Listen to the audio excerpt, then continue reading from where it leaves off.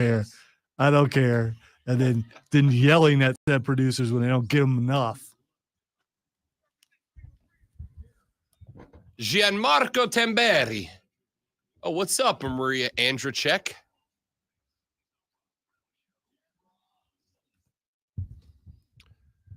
Bro, track and field chicks are hot, dude. Watch it. She'll pierce your heart. I might let her. What a rip. What a rip from Maria Andrzejczyk of Austria. She knows. And she that's 65 meters, which is how many freedom units? How many feet is that? How many bald eagle screams is 65 meters? I don't know. How many monster trucks is 65 meters? That's what we need to know. Hey, Google. How many feet is 65 meters? Hold on. I'm getting it for you. 65 meters is equal to 213 feet, 3.055 inches. 216 feet, 3.055 inches. That's a lot. That's a lot of feet and a couple of inches. What a rip. I think I couldn't compete with any of these people. Obviously, they're at the Olympics, but I think if we were playing our get 100 dudes off the street, could you guarantee a 10th place finish? I think I could compete in a javelin throw. All right, here's your problem would be you would fault. No, I don't think I would. Because I mean, you see a lot of these guys and girls faulting on some of these field events.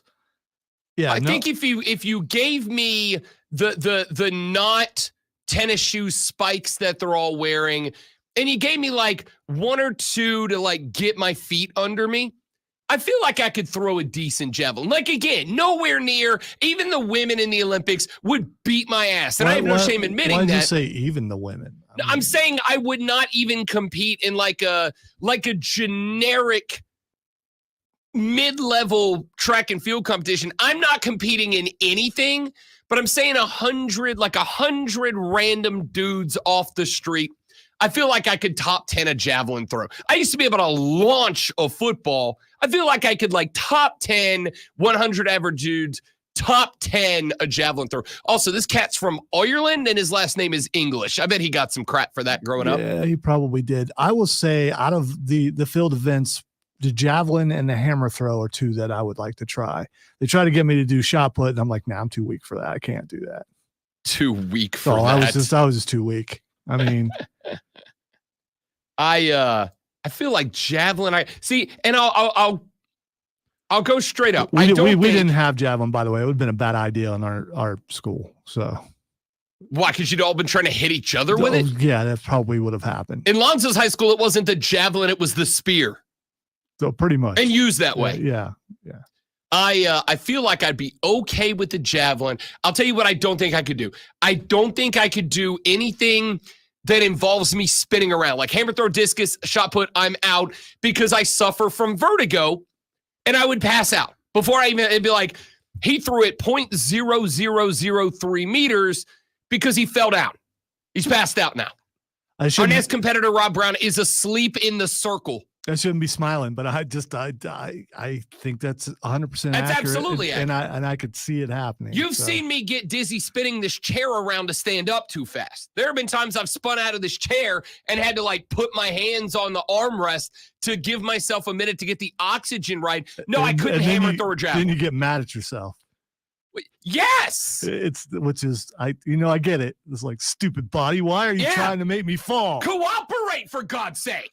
I just want to stand up without feeling like I just ran a freaking marathon, dude.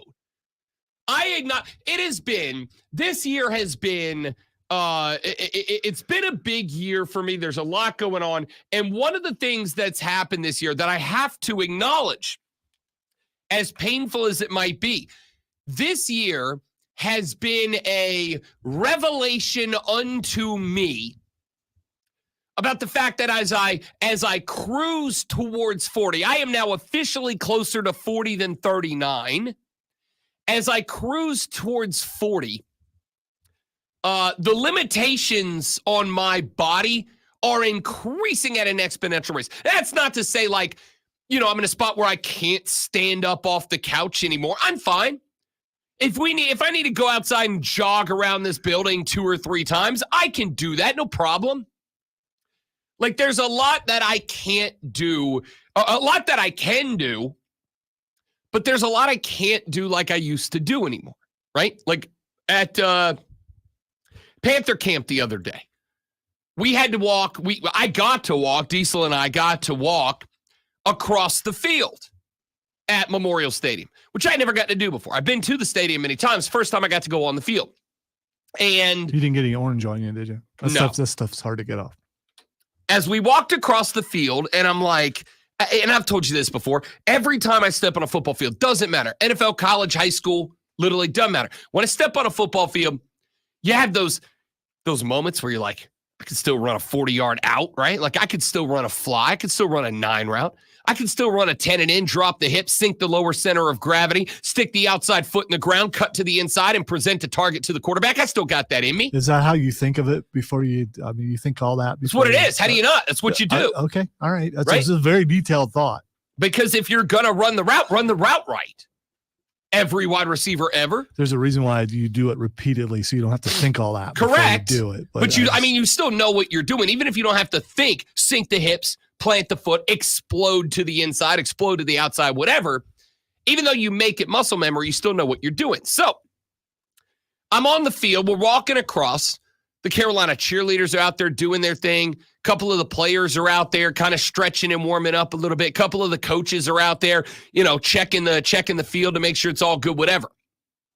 And as we're walking past all of these actual athletes, in my head, I'm like, all right, we're on the 10. We're going in. If I spin around right now, I bet I could run a 7 in diagonal in. I bet I could run a little post route that would present Bryce Young with an appropriate target to knock down a tutty. I bet I could still do it. And so in my head, I'm like running through all of these possibilities, all the things I definitely could still do. And then the gentleman that works for Clemson that was kind enough to escort us to the press box, he goes, all right, fellas, we do have to walk up flight of stairs. I'm like, all right, yeah, stairs, right?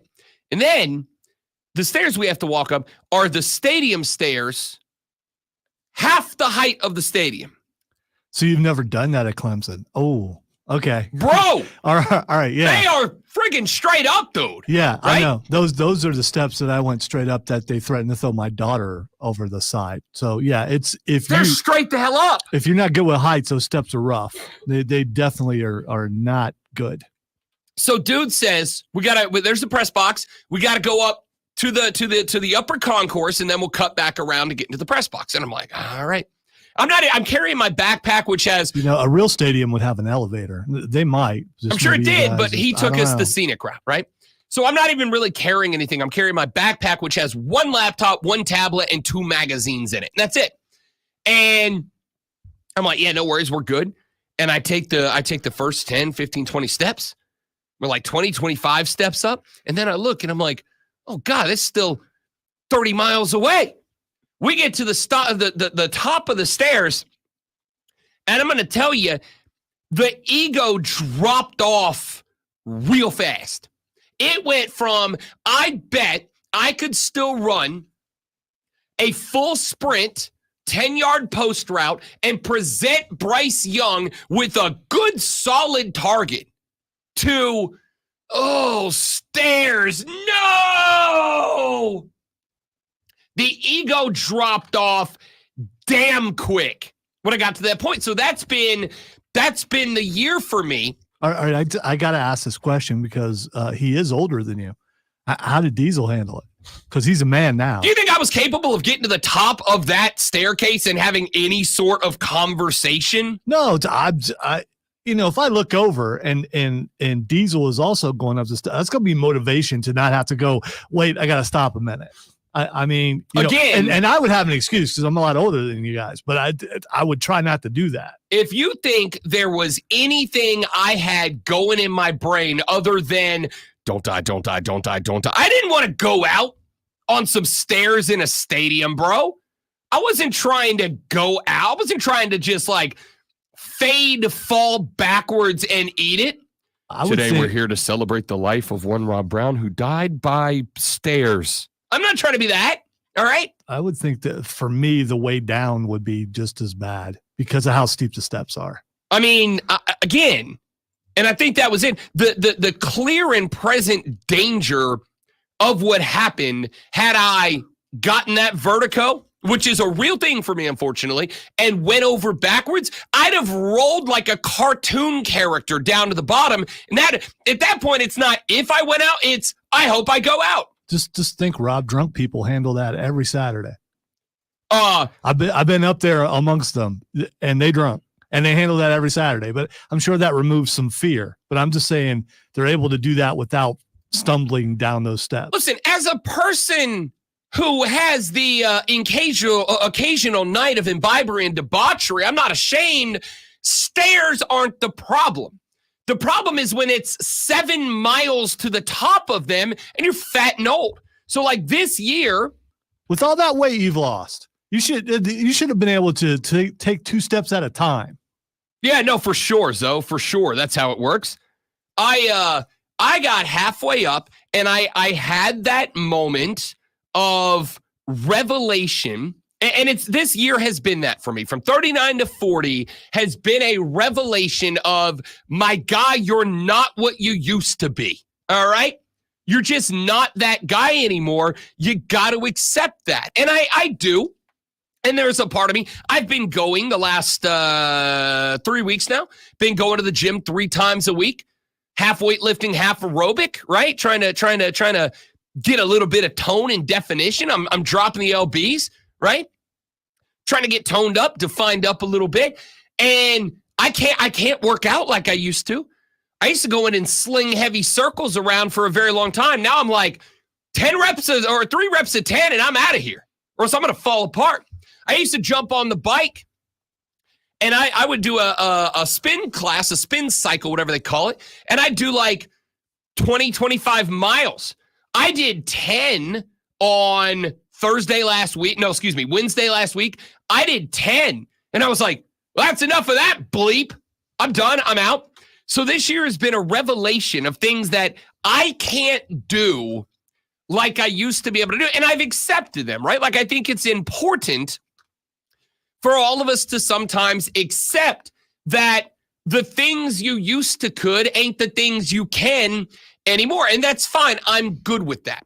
All right. So there are joys that an older person has in life. And one is, and I'm speaking for myself, is watching other people get old and going through the things that you went through. I mean, I empathize, but at the same time, it's like, there we go. I'm watching someone else. Yeah, I am not unusual with how all that stuff hit me. It's hitting someone else. And now I feel better about myself. I'm glad you're enjoying it, bud. I really am. I'm glad you're enjoying it. Hey, but I'm not. You made it this far. I mean, you can look at it that way. It's that, yeah, you're about to turn 40, but you made it to 40. Look, I mean, you know, I there might have been times in your life where you thought, I ain't making it to 40. I appreciate. There's times in everyone's life when they think that.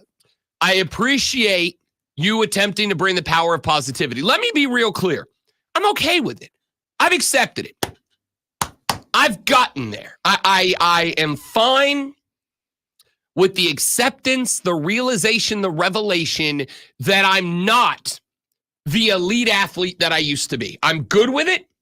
I haven't just accepted it. I've embraced it. We were at the bachelor party this past weekend, and on Saturday night, we all went out. We did a little bar crawl, a little pub crawl. We Ubered back to the house, and as happens when you get a handful of dudes together and give them a couple of bottles of whiskey to knock down, inevitably the physical challenges betwixt the group start to pop up, right? Like it goes from, I bet I could beat you in basketball, to put on your shoes, you, let's go outside right now, right? Like inevitably that happens, and that's all well and good. And there was a wide demographic of dudes. All right. I had a 47. My lead guitarist is 46, almost 47 years old. One of my buddies from here in the GVL's 26. We had a 20-year range from the youngest to the oldest in this group. And we started talking about the Olympic stuff, right? Like, this is a fun conversation that's going to last for another, how much longer the Olympics? 6 days, whatever it is? Yeah, I think it's over Sunday. So it's been a fun conversation. We're all enjoying it. And I'll tell you what triggered it was we watched Jimmer Fredette and the men's 3-on-3 basketball team get their asses kicked on set. Embarrassing. Like missing bunny hop layups, right? And me and two of the other dudes that played high school ball and like low-level college ball or whatever, we're like, dude, you could have sent us. We could have missed layups, right? One guy had I mean it, unguarded walk to the basket, and he missed the layup. And I'm like, this is not even like a, look at the size of my manhood. I could do. No. It's just a layup. If you gave me a basketball and a 10-foot goal right now, I could make 10 out of 10 uncontested layups. No problem. So this guy misses it. And of course, it sets us down the path of like, what Olympic things could you do? And it was this whole conversation of different sports or whatever. So we get into the night. We're 3 or 4 bottles of whiskey deep between the 7 of us. And the conversation turns into, I could take you in basketball. I could do this. So at one point, 2 of the dudes go upstairs to grab their tennis shoes because they want to go outside and they want to run a 40. Because the question was, could you today, in your late 30s, early 40s, whatever, could you today break a 6-second or a 7-second 40? Could you break a 6 or 7 second 40? That's assuming that you were able to do it when you were younger, though. I mean, there are some people that are slow. I ran a 4.77 40. See, and my fastest. I ran a 4.9. So, and I didn't know how to run. So. The answer is no. None of you can do that. Okay, but they had enough inspiration that they wanted to go outside and test it. And so 2 of the dudes start lacing up the tennies, lacing up the sneaks. They're going to go outside. They're going to measure off 40-ish yards. They're going to take the timers on their cell phone, and they're going to run a 40 down the street to see if they can do it. And as one of the bros is finishing tying his second shoe, he looks at me and he's like, Rob Brown, where's your sneaks? You're running the 40, right? And I was like, yo, go yourself. No. And he goes, why? And I said, because if I go run a 40, the next Uber we order is going to be the hospital because I Vince McMahoned my quads in the middle of 14th Street in Atlanta. Abso-damn-lutely not, my guy. And here's the thing. At 25, the jokes would have started, and Rob's ego would have been like, you know what? Put on the shoes, you coward. If you get hurt, you get hurt. If you die, you die. Get out there and do it. And in this last year, a revelation that the old gray mare, she ain't what she used to be, ain't what she used to be, ain't what she used to be. My ego wasn't hurt at all. I'm like, yo, I can't do that. What do you want? I can't. There's a reason I don't run anymore. It's because it hurts. I can't do it anymore, and I'm good with that. And it was, it didn't hurt my feelings at all. Dude's name is Hobbs Kessler. It's solid. That's a Big Ten name. Yeah. Not a Big Ten guy, but a Big Ten name. What a name. All right. We got a lot we got to get into today. Hey, guess what happens today in Clemson, South Carolina? The football team puts on pads for the first time. We got padded practices happening around the country. Let's talk some college football. Hayden asked Mario at 9 o'clock to preview the AFC and NFC South and more coming up on the Rob Brown Show on the Fan Upstate.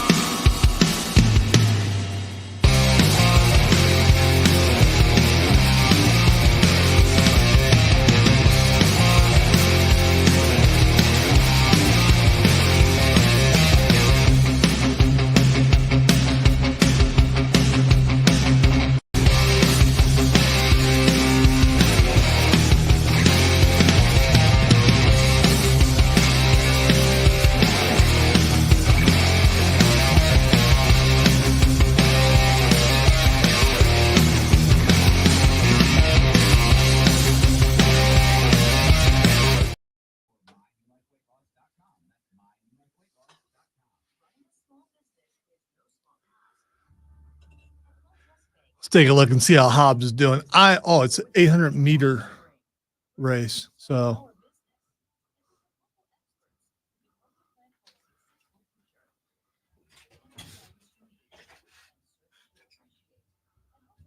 where you at, Hobbs? Mike, good morning, buddy. Welcome in. Good to have you as always, my guy. A little ways back there, Hobbs. Come on. Hobbs is digging right now. Yeah. Get in there. Oh, he's done. He got Fourth. Did he? I thought he got third. I got a thing in my way.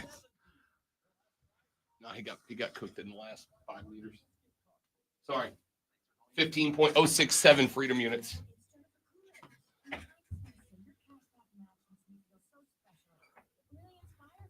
had to go get something out of my car. I opened the door and there were 6 geese standing by the car, so I didn't get the thing out of the car. Oh boy from Australia. Not Australia, Algeria. Yeah, cooked him in the last.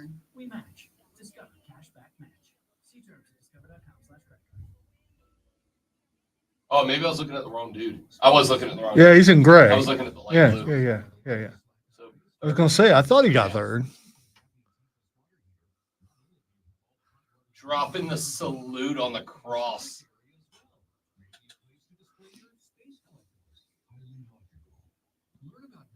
Look at my dude's face.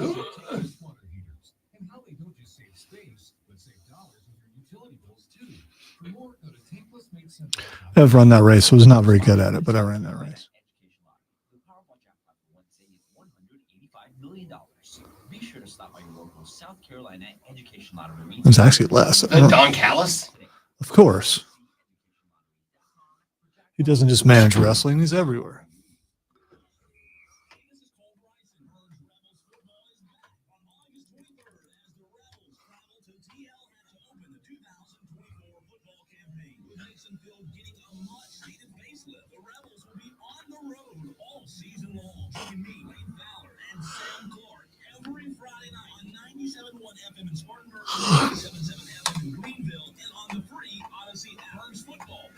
Wesley, welcome in, brother. Good to have you, my guy.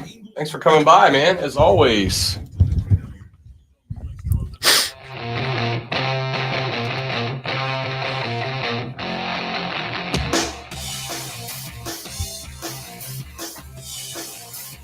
The Rob Brown Show on your radio. It's the Fan of State. Welcome in, ladies and gentlemen. Rob and the great one, Lonzo, with you today. Talking a lot of college football on the radio broadcast today as we have padded practices underway across much of the country. Clemson has been in shells for the last 6 days. Today, according to Dabo Swinney, they will put on the full kit for the first time, go full contact practice, work some goal lines and short yardage scenarios today. And so we will start tomorrow with our big time practice reports, because I do think you got to see the boys in full motion before you can start to get any sort of gauge as to what and where they are. All of that being said, Florida State picked by the media to repeat as ACC champions this year. Florida State plus 275 to win the conference this year. That is the lowest odds available. They are plus 140 to make the college football playoffs, minus 180 to miss the college football playoffs. The Miami Hurricanes plus 425. The Clemson Tigers plus 375 to be your conference champions. Everyone else has 5.5 or longer. NC State plus 550, Louisville plus 750 to win the Atlantic Coast Conference. The top 3 teams in this league, FSU, Miami, and Clemson, according to the media. The top 3 teams in this league all have an over-under set at 9.5. Set at 9.5. So if we're looking down the schedule for those teams, and I asked you, which teams do you feel the most confident hit the over and the most confident hit the under? What would they be for you? Let's start with Clemson. That's who we're covering, obviously, here in the upstate of beautiful South Carolina. The 2024 schedule lines up this way. Open at Georgia. We know that. That one is and I'm going to air quote this so hard that I sprain a finger, neutral site game. That's not going to be a neutral site game, okay? It's in Georgia, right? It's in Atlanta, Georgia. So they like represent the whole state, Georgia. Because it's the Georgia Bulldogs, right? They could play that game in Juneau, Alaska, and I guarantee you it's still a Georgia home game. The Georgia fans, and I've said this for a while, all due respect to the dogs out there, Georgia fans might be the most obnoxious fans in college basketball or college sports as a whole. That's just what they are. They are also fervent. If there is a ticket that hits the secondary market, 80% chance it ends up in the hands of somebody wearing black and red. That's going to be a Georgia home game. I am going to say, just based on what I've seen on ticket sales in the secondary market, etc., I'm going to say, Zoe, it's going to be about 3-1 Georgia fans in that building. If it's closer to 2-1, I will consider that legitimately an achievement for the Clemson Tigers, all right? The Georgia fans right now, there ain't a stadium, neutral site, that I don't think Georgia fans would outnumber. And it's not just you, it's anybody. I think Georgia fans would outnumber Alabama fans if they were playing this game. If it was Alabama, Georgia to open the year, I think they'd outnumber them. I think they'd outnumber Michigan fans right now, despite the natty in hand. Yeah, but the fans don't play the game, Rob. The team does. I don't disagree. And yet I'm still picking Georgia in week 1. Sorry, Clemson. I think you're a better team this year. Do I think you're as good as Georgia? No, not yet. No, not yet. I think it's going to take some turnaround. And for the record, I don't know if there's anybody I'd pick against Georgia in this spot. Nationally. The short list of teams are that I would even say are competitive. Ohio State, I think I'd go 60-40 Georgia. And outside of that, I don't know who else I'd pick. I don't think there's anybody else. That's not a shot. I know last week when we talked about it, I got a text from somebody that was like, there you are, just hating on Clemson. I'm not hating on Clemson. Maybe I could justify picking Ohio State. Outside of that, there's nobody I'd pick against Georgia right now. So let me get this right. If you pick against Clemson in the game, you're hating against Clemson. So you can't put out, analysis from, looking at practices, looking at, player comparisons, all that kind of stuff. If you pick against them, then you're a hater. Anish Shroff was on the show last week. He is the voice of the Carolina Panthers. And Diesel asked him, what's the biggest difference between being the voice of the Panthers and being a guy for ESPN who traveled and called games in every state and every stadium. And he said the difference is when I'm calling games for the Carolina Panthers, everybody knows I'm pro-Carolina. When I was calling games nationally for everybody, I hated everybody, according to everybody. Yeah, welcome to the world. So I'm going to go, that's a loss there. Clemson's going to beat Appalachian State unless they don't. That's a... Wow. I know, big. No. I mean, so you're leaving the possibility that Clemson could lose to App State. I'm not the only one. Dabo Swinney did it too. Yeah, when we did Clemson's open house a couple of weeks ago, right? A couple of weeks ago, when we talked with Dabo Swinney, Dabo said, the question mark for me is, how do we respond to the Georgia game? Win, lose, tie, or draw, how do we respond to that game? Because if we go out there and we lose to Georgia, are we able to put that in the rear view mirror, right? When we talk to all the Barrett and Klubnik and all these guys at the ACC Media Days a couple of weeks ago, all of them use the words rear view mentality. When you're done with the thing, when you pass that thing by, it's got to go in the rear view. How do you respond to that? And if they go out there and let's say theoretically lose by 24 to Georgia, what's the rear view mentality? How do they work around that? And if the answer is poorly, and I don't have any reason to believe that they will, okay? I based on my coverage and conversations with Clemson players and media who cover them, This does not feel like nor appear to be a team that has any sort of negative mentality to itself. Does that mean that they don't? No, just means we haven't seen it yet. But Appalachian State, ever since the game where they went into Ann Arbor and beat Michigan, God, what was that, 2007? It's been like freaking 14 years or whatever that's happened. Ever since that, Appalachian State has become that team that lives for these games. They can go play the North Dakotas all they want. But these are the games that they live for. These are the games that they go, hey, if we can go out there and if we can pick off one of these games, just have that one upset, our entire franchise program is rejuvenated for a very long time. How long?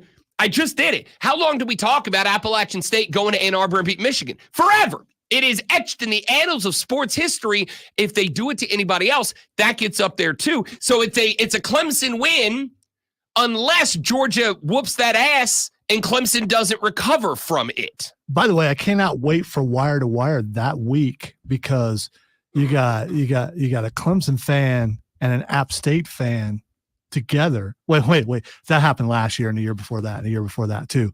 But no. Don't do that. Why did that one go off? Because why are they on the same thing? Why are you doing that? Because we can't fix it, obviously. I never give up. I never surrender. Okay, well, anyway, I can't wait to hear Wire to Wire, to hear Cole and Diesel going at it on this and to find out. I told you not to do it. Yeah. Okay, finish the thought. We got to get. We're against the break, Lonzo. Yeah, I know. Stay on the clock. For God's sake, what are you doing? It's going to be a fun show, so make sure you tune in to them. You and I have no skin in the game that week, but they do. So, and that's going to definitely be entertaining. I want to hear how Diesel schools. So you fixed it. I mean, good for you. I was told I can't do it. Yeah, you're right. All right. So, but if you did that, like at 5:55, I wasn't in here at 5:55. You weren't. That's a problem. That game's interesting. I was trying to plug the other show, and you just kind of. All I did was turn on the TV. Apparently, you didn't want me to plug the other show. I did. I didn't say a word. I just turned on the TV. Trying to be team here, and you just wow. All I did was turn on the TV. I didn't say a word. You didn't have to respond to me. I was trying to get out of the way so you could plug the other show. I just turned on the TV. Well, at your advanced age, I was distracted. Oh, right. Okay. That's what the entire first segment. When we come back, let's finish up the thought. Are there 3 losses on the schedule? 9.5 is the over-under for Clemson, Miami, and Florida State. We're going to dig through those 3 schedules and see, are there 3 losses out there for those 3 teams? Because if a team gets to 3 losses, they're not winning this conference. 2 of these are going to finish with 2 losses. I think there's 2 10-2 schools. Which ones are they? We'll keep looking at that. Hayden asked Mario at 9 o'clock to talk a little NFL preview. We got to get some basketball as Team USA rolls Brasilia yesterday to move on to the semifinals. All that more coming up on the Rob Brown Show in the Fan Upstate. My ears are sweating. Yeah, mine do every day. So it's actually cooler in here than it has been all week.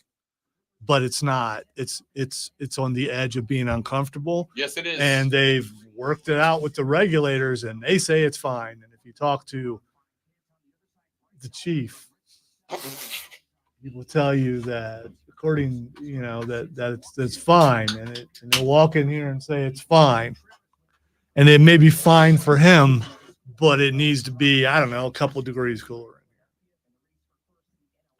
He can actually look at his desk and see what temperature it supposedly is in each studio. I'm going to say whatever it says right now is a lie. Yeah, I agree.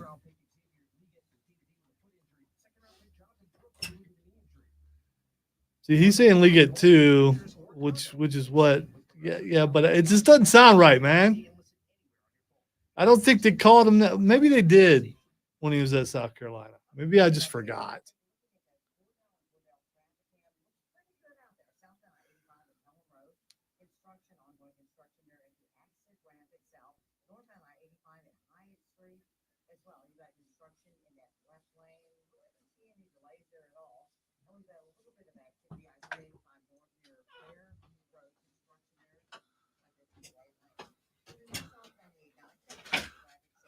I think bleach blonde dude is no, he's not. For some reason, I thought he was USA. The USA guy's actually in Is that the Joe front. Burrow? He's way back anyway. The USA guy, I think's in. Yeah, he's near front. The gray just really throws you off. But he does have a big U and an S and an A on the front of his. That is a giveaway. Yeah, it is. As long as he's up front, you're going to be able to see it. So. Boy, in the green looks like he's hurting. Or something, or he's got a weird stride. he's digging in Yeah. at maybe what he's doing. 800 meters. Oh, My man decided to pull the right trigger hard. Don't let him get in front of you. should be Cut him twice. off. Should be twice around the track is 800 and oh, are they in the final? Oh no! Come on, dude! Come on, dude! You gotta dig it out! Dig it out! Dig it out! Dig it out! Dig it out! Final 100. You got this. Oh no, it's not. It's not. That's too quick. No, it is. Yeah, this is a heat though. This is just a qualifying. He's slowing up. He's slowing Sorry, up. It's just qualifying. You just got to be in the top whatever. I know, but I hate when people, run through it, dude. I hate that. Just You gotta save run. chance. yeah, but run through it because we've seen people pass someone up right That's at the why last. He looked backwards. He made sure he had the space. Still run through it. I am not going to pretend to sit here and tell an Olympic level athlete what to do. Let your stride just take you through because you could probably hurt yourself even more slowing down than you can. I mean, it's disappointing.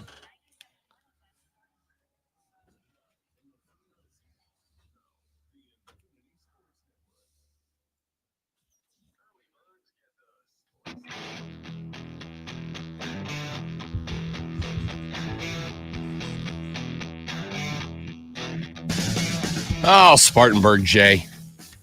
He said, guys, speaking of college football, just think if you made an online dynasty group on CFB 25 and gave it air stream time, it would go over right now, probably better than the Olympics. Yes, Spartanburg Jay, if only I could do that. Thank you for the salt in the wound. That was completely unnecessary. Wow, I'm having a bad week. You're getting smoked this week. It's fine. I'm not my best this week, but it would not go over better. I mean, there are how many people on this station are actually playing that game? I don't know. You're not. I don't know. I haven't heard Diesel or Cole. I'm not saying they're not. I don't know. So listen, don't get me wrong. We have our finger on the pulse of sports in not only the upstate of South Carolina. Oh no, the game is enormous. But the entire state of South Carolina because we are the three-time. The game, as I said it would, has more players right now than any other game this year, and it's not close. I don't know about that. I don't. Literally take 2 minutes to go look it up right now. It is Why blowing would it everything take out me of the 2 water. minutes? I'm not that slow at Googling. It is the biggest game this year. It is going to be the biggest Although game I this year, would and it's get not particularly multiple close. sources, not just one. Go look at all of them. It is the Yeah. biggest game. It is absolutely a huge deal. It remains a huge deal. Dynasty modes right now are everywhere. Here's the thing. All right, Rob doesn't have a next gen, so he can't get it. I'm not interested because I don't like playing with people. I use video games to escape people. Other people want to play other people, and I don't want to meet anybody. I don't want to beat anybody. I like winning, but I'm not going to. I don't want to go in and I'm going to make Ohio State win the national championship. You know what? They're probably going to. So I want to see that in real life. I love video games. I probably play more than everyone on the station combined and probably some other ones thrown in there. But yeah, just all well and good. It's the biggest game in America, and it's not close. I don't know that it's a biggest game in America. It's not a question. It probably was a couple weeks. It's not a subjective opinion. You can be vehement in your delivery. It does not mean that you're absolutely right. All right, send me 5 sources. I don't want you to listen because I'm thorough. 5 you send me 5 reputable. Not some dude on his couch. This is the biggest game in the world. Not that guy. Okay, I'm not going to do that, but it is what it is. So let's get back to this. 9.5 wins is the over/under win total for the 3 most projected conference champions in the Atlantic Coast Conference. We'll do this as well later with the SEC. 9.5 is the over/under win total for Florida State, for Miami, and for Clemson. We are going schedule by schedule today to see if there are any 3 games on any of these 3 schedules. that we think are guaranteed L's or close to it. To me, Georgia is for Clemson. So are there two more? Are there two more? App State should be a win. Again, you better be real careful. This is a game, to use a video game term, that could get very sweaty for Clemson at the house. All right?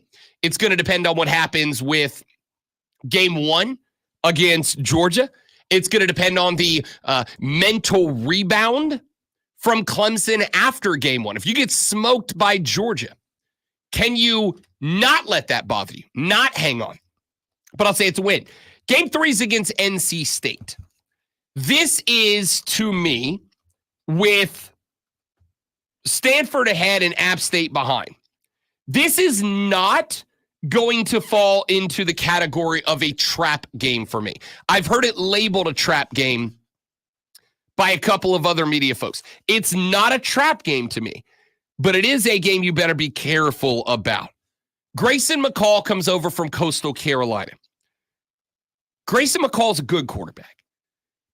I don't think you can say he's going to be a good first-tier quarterback yet. We don't know. Again, real good at Coastal. Does that mean that those talents translate up a level? I don't know. What I do know is that this team does have a very good group of wide receivers.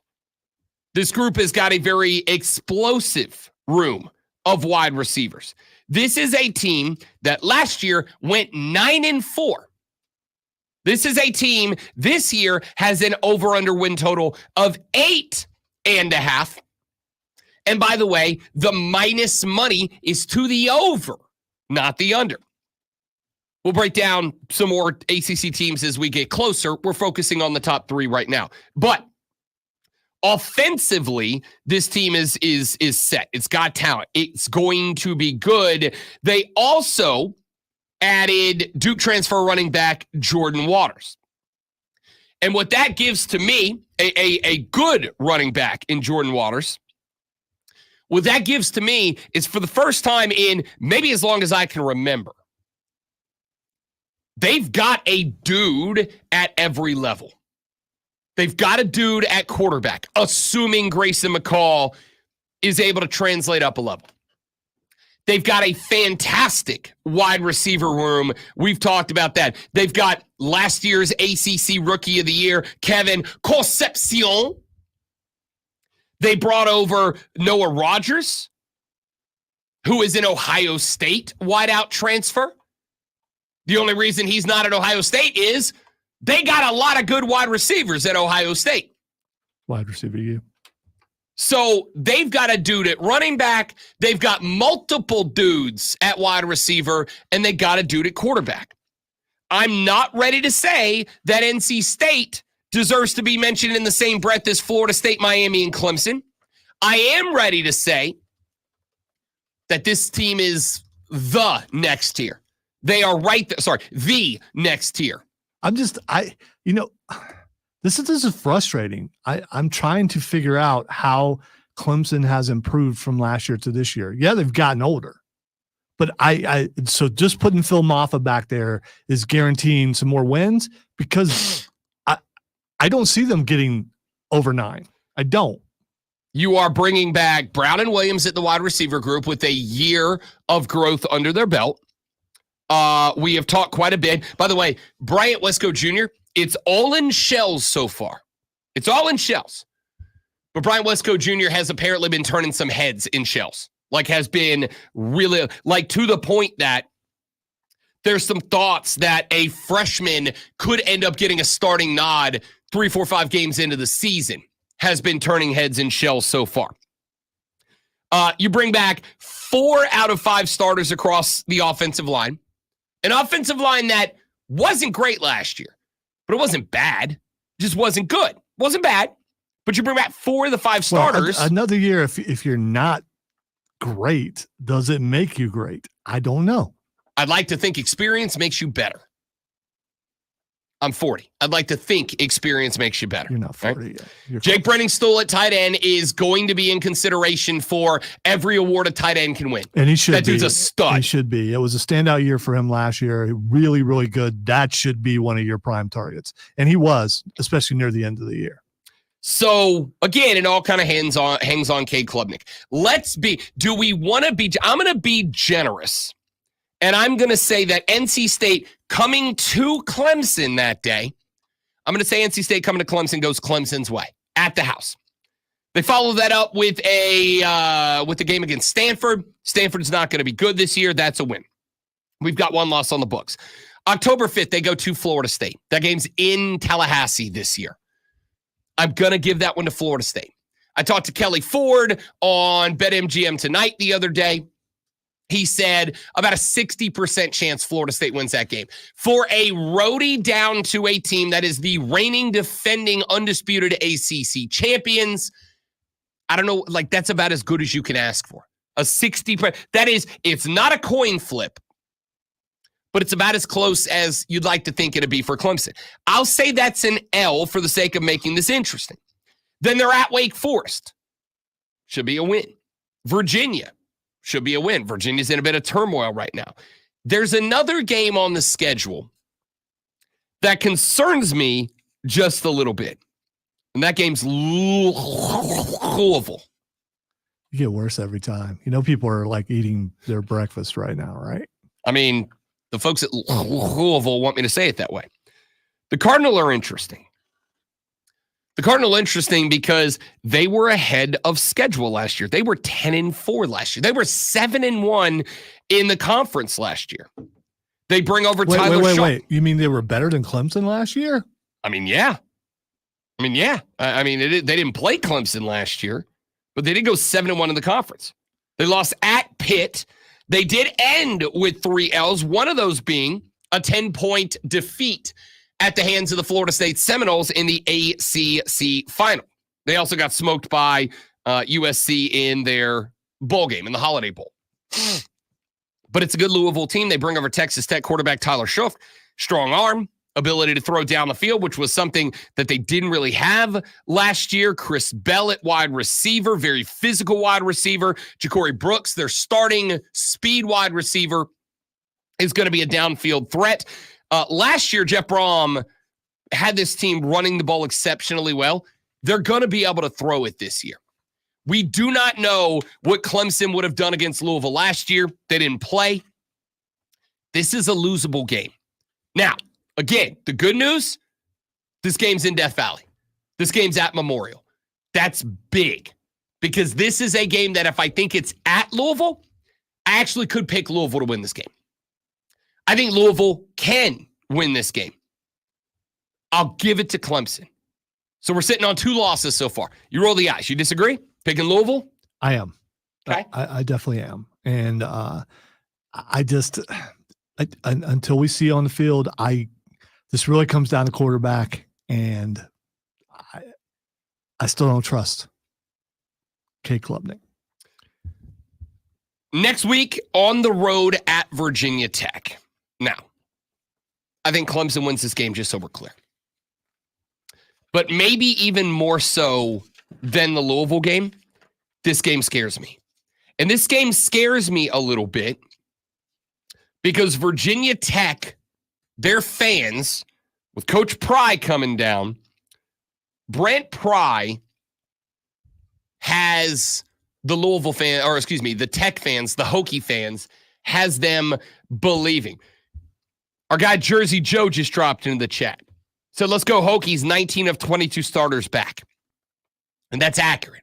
That's accurate. I'm a big preseason magazine guy. I'm looking at Athlons right now, right? And Athlon puts out the roster, and they put returning starters in bold. I don't know if you can see it. There's a lot of bold on that roster. Yeah, I mean, all right? I can't read the names, but I can see that it's bold. On the offense, all but 2 starters returned from last year. On the defense, all but 3 starters returned from last year. This is a team last year that went 7-6. It is a team that lost to Purdue by a tutty. They lost at Rutgers. Oh, excuse me. They lost at Purdue, Rutgers. I mean, it's a team that did not get what they wanted last year, but let's also not point out they were kind of in the transition year last year that Virginia is to me this year. They bring in and have, I think, 4 or 5 4-star recruits that will be providing depth this year. Guys that Brent Pry talked into coming there. The question mark for me, and the reason I will kind of throw this game up in the air, is I wonder at the point that these two teams get together, I wonder if that stadium is going to be rocking the way that Virginia Tech is known to do. The Hokies are a tough roadie, even when they're not good. That's a tough roadie. They are looking at, with the Clemson game coming down the pipe, at Syracuse, Georgia Tech, Boston College, Stanford, Miami, Rutgers, Old Dominion, Marshall, and Vanderbilt to open the year. In reverse order. They open at Vandy. Vandy, they can win. Marshall, they can win. Old Dominion, they can win. Rutgers, they lost to last year, but they can win that game. At Miami, they cannot win. At Stanford, they can. Boston College, they can win. Georgia Tech, they can win. At Syracuse. This team could be a 1-loss team. This team could be a 4-loss team by the time they play Clemson at the house. If Virginia Tech is, and again, I don't think they will be. If Virginia Tech comes into that game with 1 loss, maybe 2, Blacksburg, Virginia is going to be stupid tough to play in. Like, obnoxious. That'll be a game where Clemson's got to go put 14 up in the first quarter to quiet the crowd down. This is a very dangerous game for Clemson. The good news is, again, not necessarily a trap game because you're at Pitt the next week. So if you're at Pitt the next week, you're not dialed in. If this, I'll say right now, if this Virginia Tech game preceded Florida State or preceded Miami, I'd probably pick Virginia Tech. I'll assume Clemson's going to be dialed in for this one. So we're still at 2 losses. At Pitt, back home for the Citadel, and then back home for South Carolina. With all due respect to the Gamecocks, I like Clemson in that game. It's early. We'll see what happens between here and there. A lot of football, but I like Clemson at the house over the Gamecocks.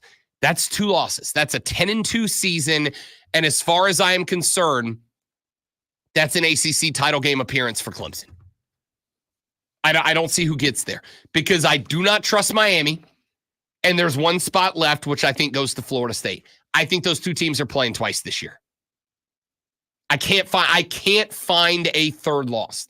Now, as we have pointed out, you were worried about App State and said that Dabo was worried about it. And the thing is with South Carolina, we don't know what we're going to get. I mean, all reports is the new quarterback looks pretty good. The Sellers looks really, really good. So, yeah, sure. And Nick Harbor on the on the college football 25 game, Nick Harbor is one of like a handful of 99 rated players around the league. He's a cheat code in the game. He's Madden 2007 Michael Vick in the game. And that's all well and good. I got questions about offensive line. I got questions about coaching. I don't think it's unfair to say. I got a lot of questions about the team. Clemson's a better team right now than South Carolina. That's not a hot take. They just are. Doesn't mean they will win.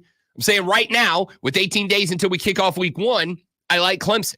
That's a 10-2 season. I think an ACC title game is the expectation for that team. And I also think that a Georgia beatdown could ruin them mentally for the rest of the year. Honestly, I think that's fair. That's why I've said that App State game makes me nervous. Not because App State's as good as Clemson. They're not. Not because App State should in any way compete. They should not. But if Georgia comes out there and beats them by 27 points, is there a chance there's like a, oh, God, here we go again in that locker room? Yeah, I would be thinking that more if Clemson came out and beat Georgia. I'd be thinking, oh, God, here we go again. They're back, because that mentality, like, that would be back there, and they'll be like, we're back where we are, and then look out ACC. So I don't think that's unfair. I think the best thing in the world that happens for Clemson, win, lose, or draw, is that game to stay tight. That just be competitive. Oh, no, the best thing is for them to win. Well, but yeah. we'll see. We'll also see what Lonzo talks about in the Sports Flash. Not my best work. Here we are. It's all right. I'll make up for it with my grandeur. The Atlanta Braves have begun a backslide, getting hammered by Milwaukee 10-0 at home. Bryce Elder was knocked around for 8 hits and 7 earned runs in just 3.2 innings, while Atlanta surrendered 16 total hits in the game. The Braves offense mustered just 6 hits overall. Atlanta is 60-52, now just 6.5 games back of Philly. The U.S. women's soccer team took extra time to move past Germany 1-0 in the semifinals yesterday. Not saying no. Locking down their spot in the gold medal match. Sophia Smith knocked down the Americans' 11th goal of the tournament to score the win. Hey, make sure you tune in this afternoon from 3 to 7 p.m. for our brand new local show, Wire to Wire. Cole Bryson and Dees will get you up to date on the latest local and national sports news. Great guests, great debate, of course, a whole lot of fun. And I don't know if you knew this, but it is definitely Wire to Wire.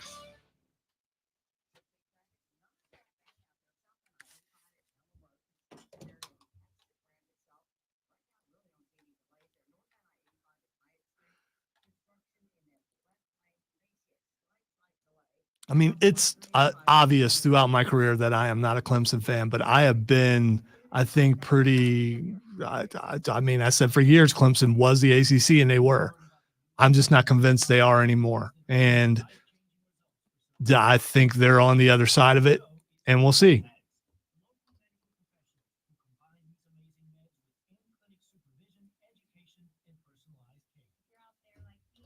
Realistically, they definitely could lose 3 games because that's what they've been doing.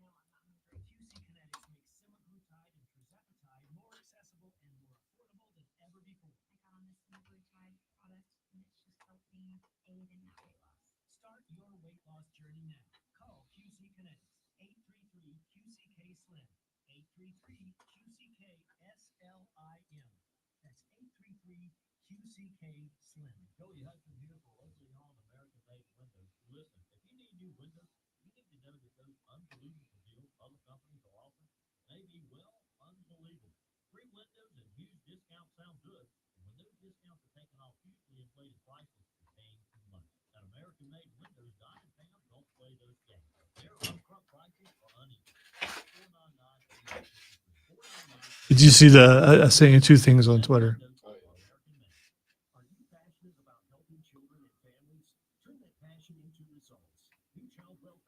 Oh, the pro mini golf thing. Those dudes are wild. Well, that was yesterday.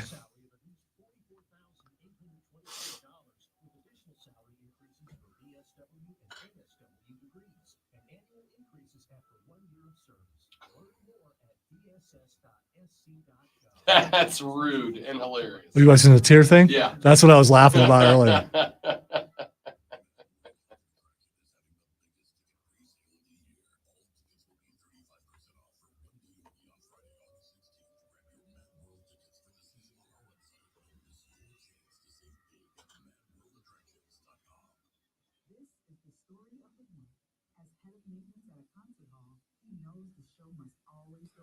Well, here's a view that you share. Dirty Dancing is a different movie when you watch as a parent. Baby's dad wasn't unreasonable. He was the only good She was guy in the 17 movie. and sneaking around with a Catskills dance instructor who has her age. anger issues and looks like he's at least 40. Yeah.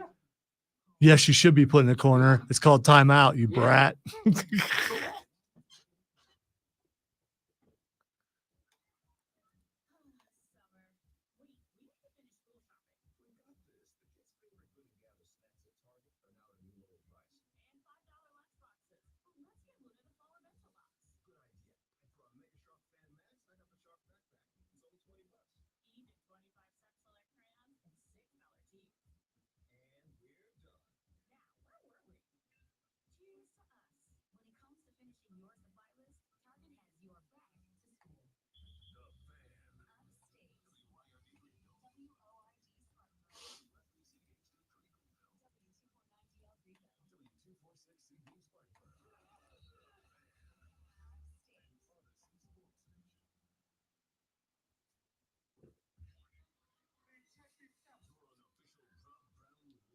I personally hope he kills it. Just for the walls. No, just because I care about the young man, of course. Obviously, no other reason. Yeah.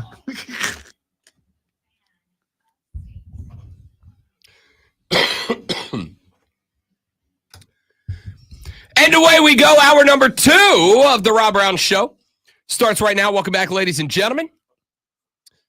Rob Brown, the great one, Lonzo, the three-time South Carolina Broadcasters Association Sports Talk radio show of the year is right here and live on the Fan Upstate. Play like a champion today. No off days, except when we take off here on the show. Good to have you guys. Thanks for being here. If you want to be a part of the show, multiple ways for you to do it. The renewal by Anderson at the Carolinas fan phone is here for you. 844-326-3663. 844-FANFONE. Text us 71307, 71307. Start your text with FAN, F-A-N, FAN, F-A-N. We will read them on the air. What is, Clemson fans? I have asked you to do it. I have marked down many of you who have contributed. I will do again. What is your realistic expectation for your team this year? What is your realistic expectation? What is the expectation that you will say success or failure rides on this year? Is it an ACC title game? Is it double-digit wins? Is it the postseason, however you get in? Is it the postseason but be one of the bye teams? What's the realistic expectation? We spent a few minutes in the last hour going up and down this Clemson schedule and breaking down where the dubs and L's come from. After having done so, as I mentioned, I think 10-2 is the expectation for the regular season record. I think 10-2 is what you should be, I don't want to say demanding, but I think 10-2 is what you should label as success. Joey B chimed in and said 10-2 regular season, they'll lose to Georgia and someone else, win the ACC championship, squeak into the playoff, and get knocked out in the first round. Well, the good news is if you win the ACC championship game, technically, and I know this is going to make Joe B roll his eyes, as it should, but technically, you won't get knocked out in the first round if you win the ACC. Technically, you will have buyed into the second round. And I think catching the bye into the second round is again, more than fair expectation for this team this year. All right, that would signify, even with the 2 losses, if you're able to do that and win the ACC and get that bye in the playoffs, that they're back. That it was a couple down years, but they're back. I would be good with that. I'd be good with that. Again, hinges on Cade Klubnik's development. We've said that a billion times. We're the nice thing being 17 days and 3 hours and 56 minutes. That's pretty bad. You had to use your fingers for 3. Big difference between 4 minutes in the top of the hour. 17 days, 5 hours, 55 minutes, and 40 seconds until we kick off college football. Being 17 days out, we've kind of hit the point where we're done talking now, right? Like, I know we got 2 weeks left to go, but we've kind of hit the point where I think we've covered it all. We've talked the variables into the ground. No way. We have talked the variables into the ground. We have talked the circumstances into the ground. All we have left is to get there and kick off the damn football games. That's it. We have reached the point where the talking is done. Let's play football. Amazon guy texts the show. Amazon guy says, we have to make the 12-team playoffs. Absolutely. I think that's fair. And I think you can do it winning the ACC title game. I think you can do it participating in the ACC title game. I do not think the third place ACC team is going. Oh, you definitely a win for sure. I don't know that second place goes because it's going to depend on how strong second place is in the Big Ten. I don't know. There are a lot of slots, but still. Right now where they're ranked is going to hurt them. Both participants in the Big Ten and SEC and ACC title games are going. The Big 12, I'm not as confident in, though I think it is a very realistic possibility. But I think the top two teams in the three conferences that we cover primarily, Big Ten, SEC, and ACC, I do think both go. I think you could have 8 teams between the SEC and the Big Ten, which leaves you, theoretically, if both teams from the ACC title game go, theoretically, 2 more spots. One of those probably comes from the Group of 5/independents. Notre Dame is in play here. There could be legitimately, and I think it might be a stretch, there could be 1 spot remaining for everybody else. Could that go to the Big 12 runner-up? To the Big 12 third-place team? Probably not, but maybe. Yeah, but then it's going to come down to looking at competition. And if your conference is weak, it's really going to hurt you. Is the ACC back to a degree where you think it's competitive with the other guys enough to where your third place team is stronger than their third place team? And I just don't know about that. We'll talk more about that as the show progresses, but it is after 7 o'clock in the morning. You got about 53 minutes until you got to get to the office, get clocked in, get locked in, respond to all of the whatever from the boss, work or whatever. And then you're going to talk sports. And if you're going to talk sports around the office, you need this. Are you ready for the playbook of the peculiar, the almanac of the absurd, and the encyclopedia of the extraordinary? Well, you better be, because we're diving headfirst into the 3 top stories that will have your coworkers saying, Are you guys sniffing on newsprint or something? they take their first bathroom break.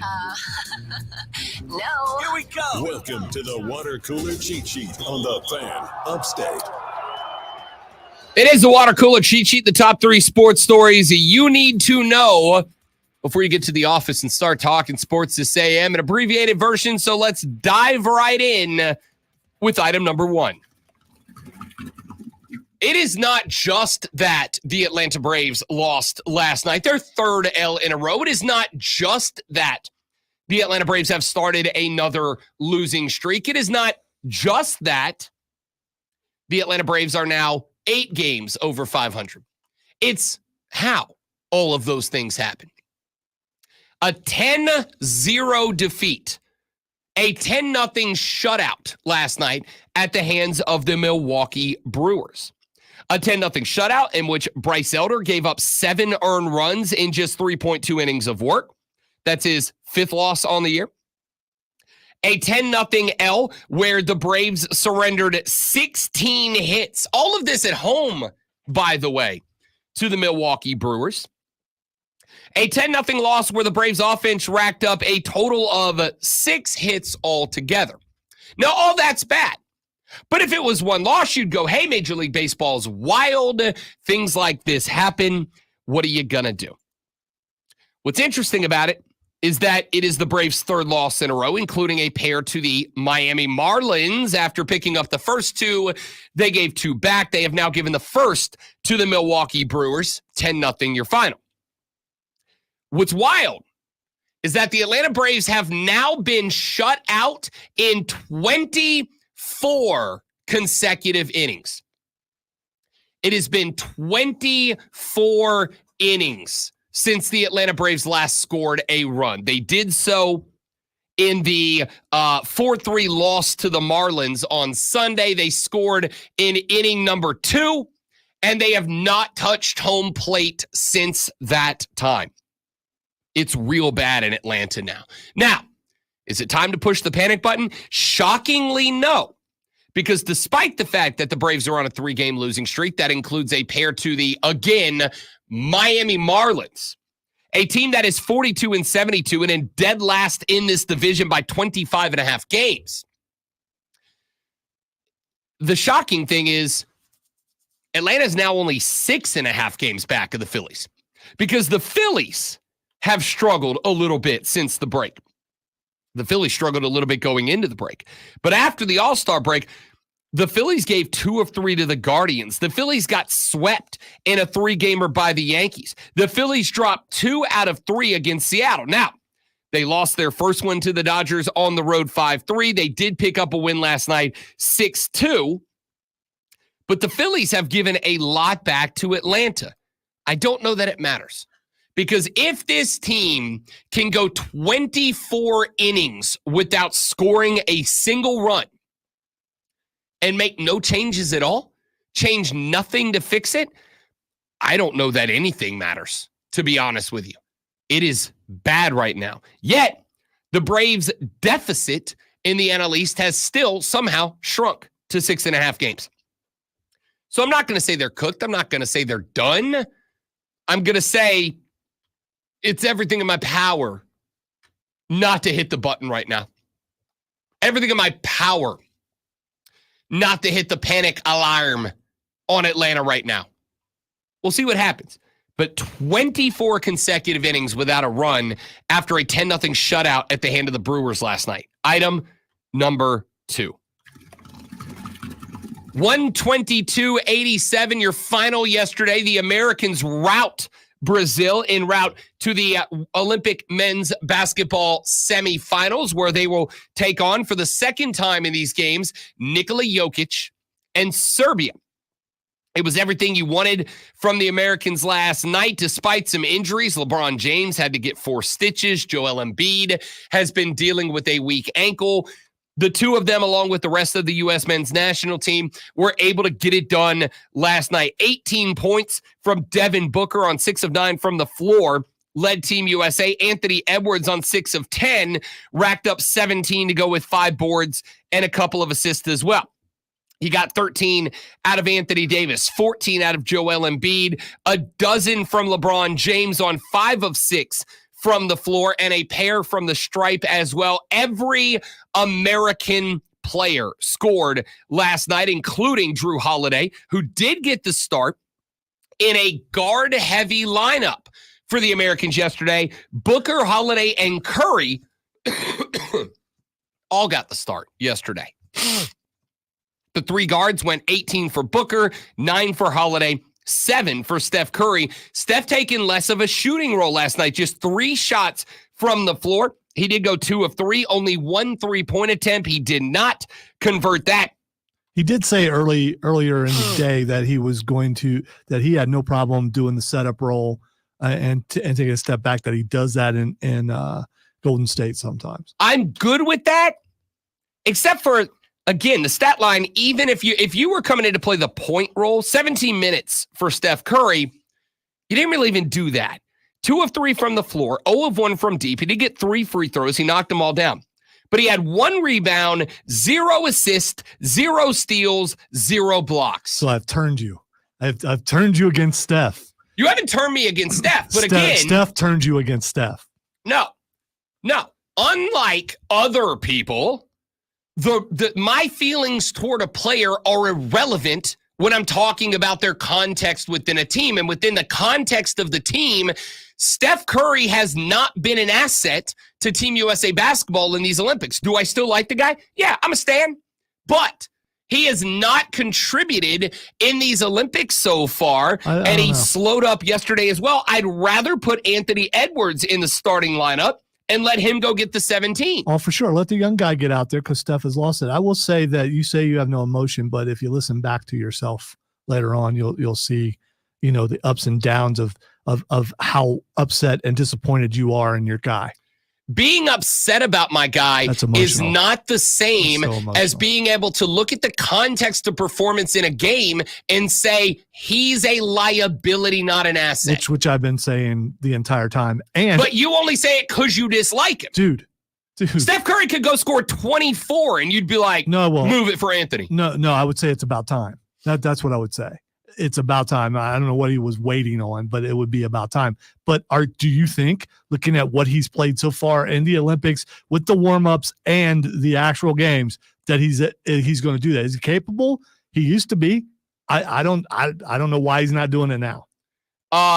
Because unlike the Golden State Warriors, you don't have to force it. If he's not shooting the ball well, then there are other guys who you can slide into that spot, like Anthony Edwards. And I think that's even in this game, I think that's what Steve Kerr is going for here.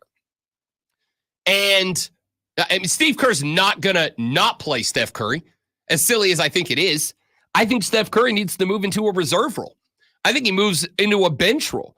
I think at this point, I'd rather put Anthony Edwards out there. I'd rather let him replace Steph Curry.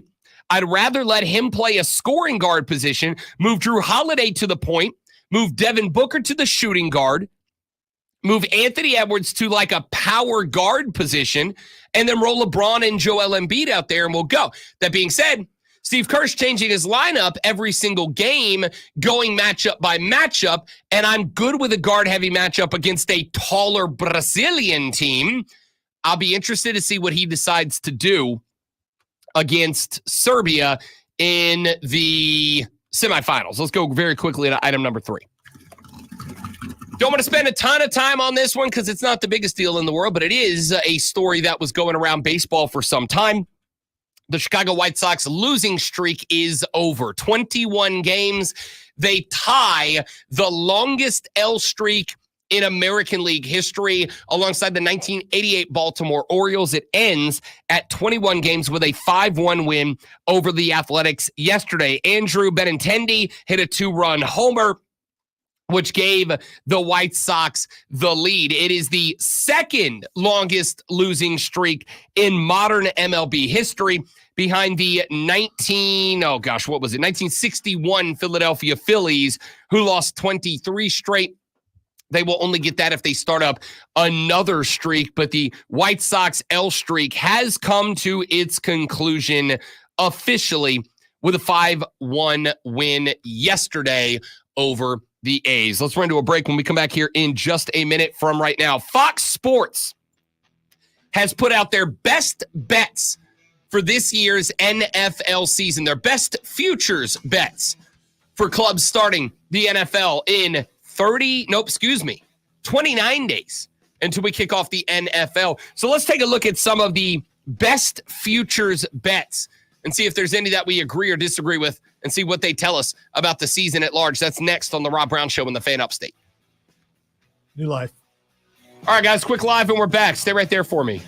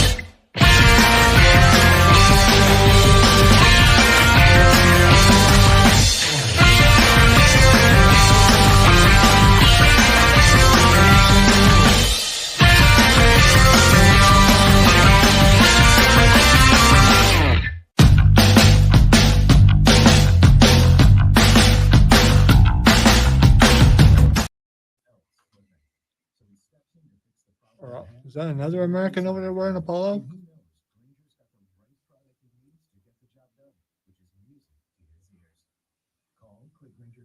Yep. Peyton Gavin. That might be the uniform for U.S. skateboarding. Oh, Vincent from France. We're watching freestyle skateboarding now. My French guy just showing up with a baguette. That looked just like That's Jim, awesome. That was Jim Harbaugh.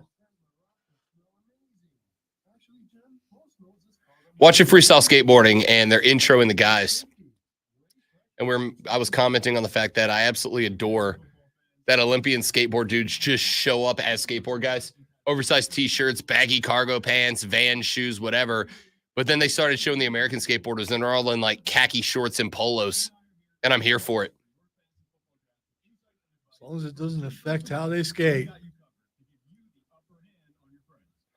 Little tail grind.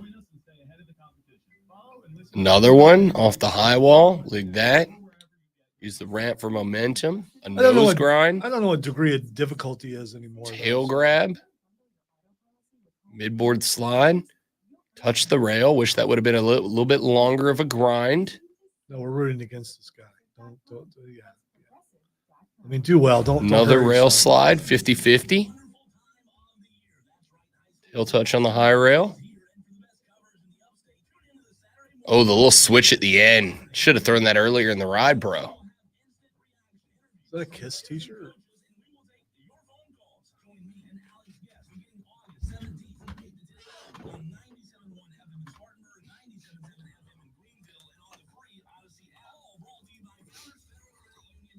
He was a French skater. Good for him. Home country probably got a nice pop. 3 friends next break. 10-4.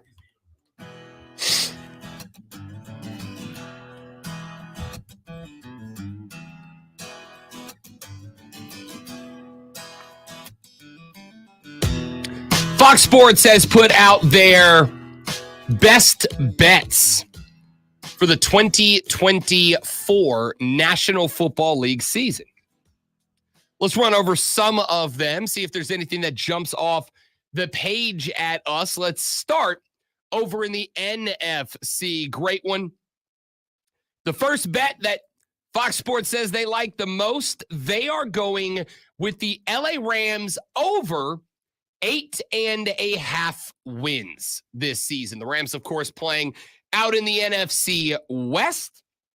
They've got a very interesting schedule ahead of them.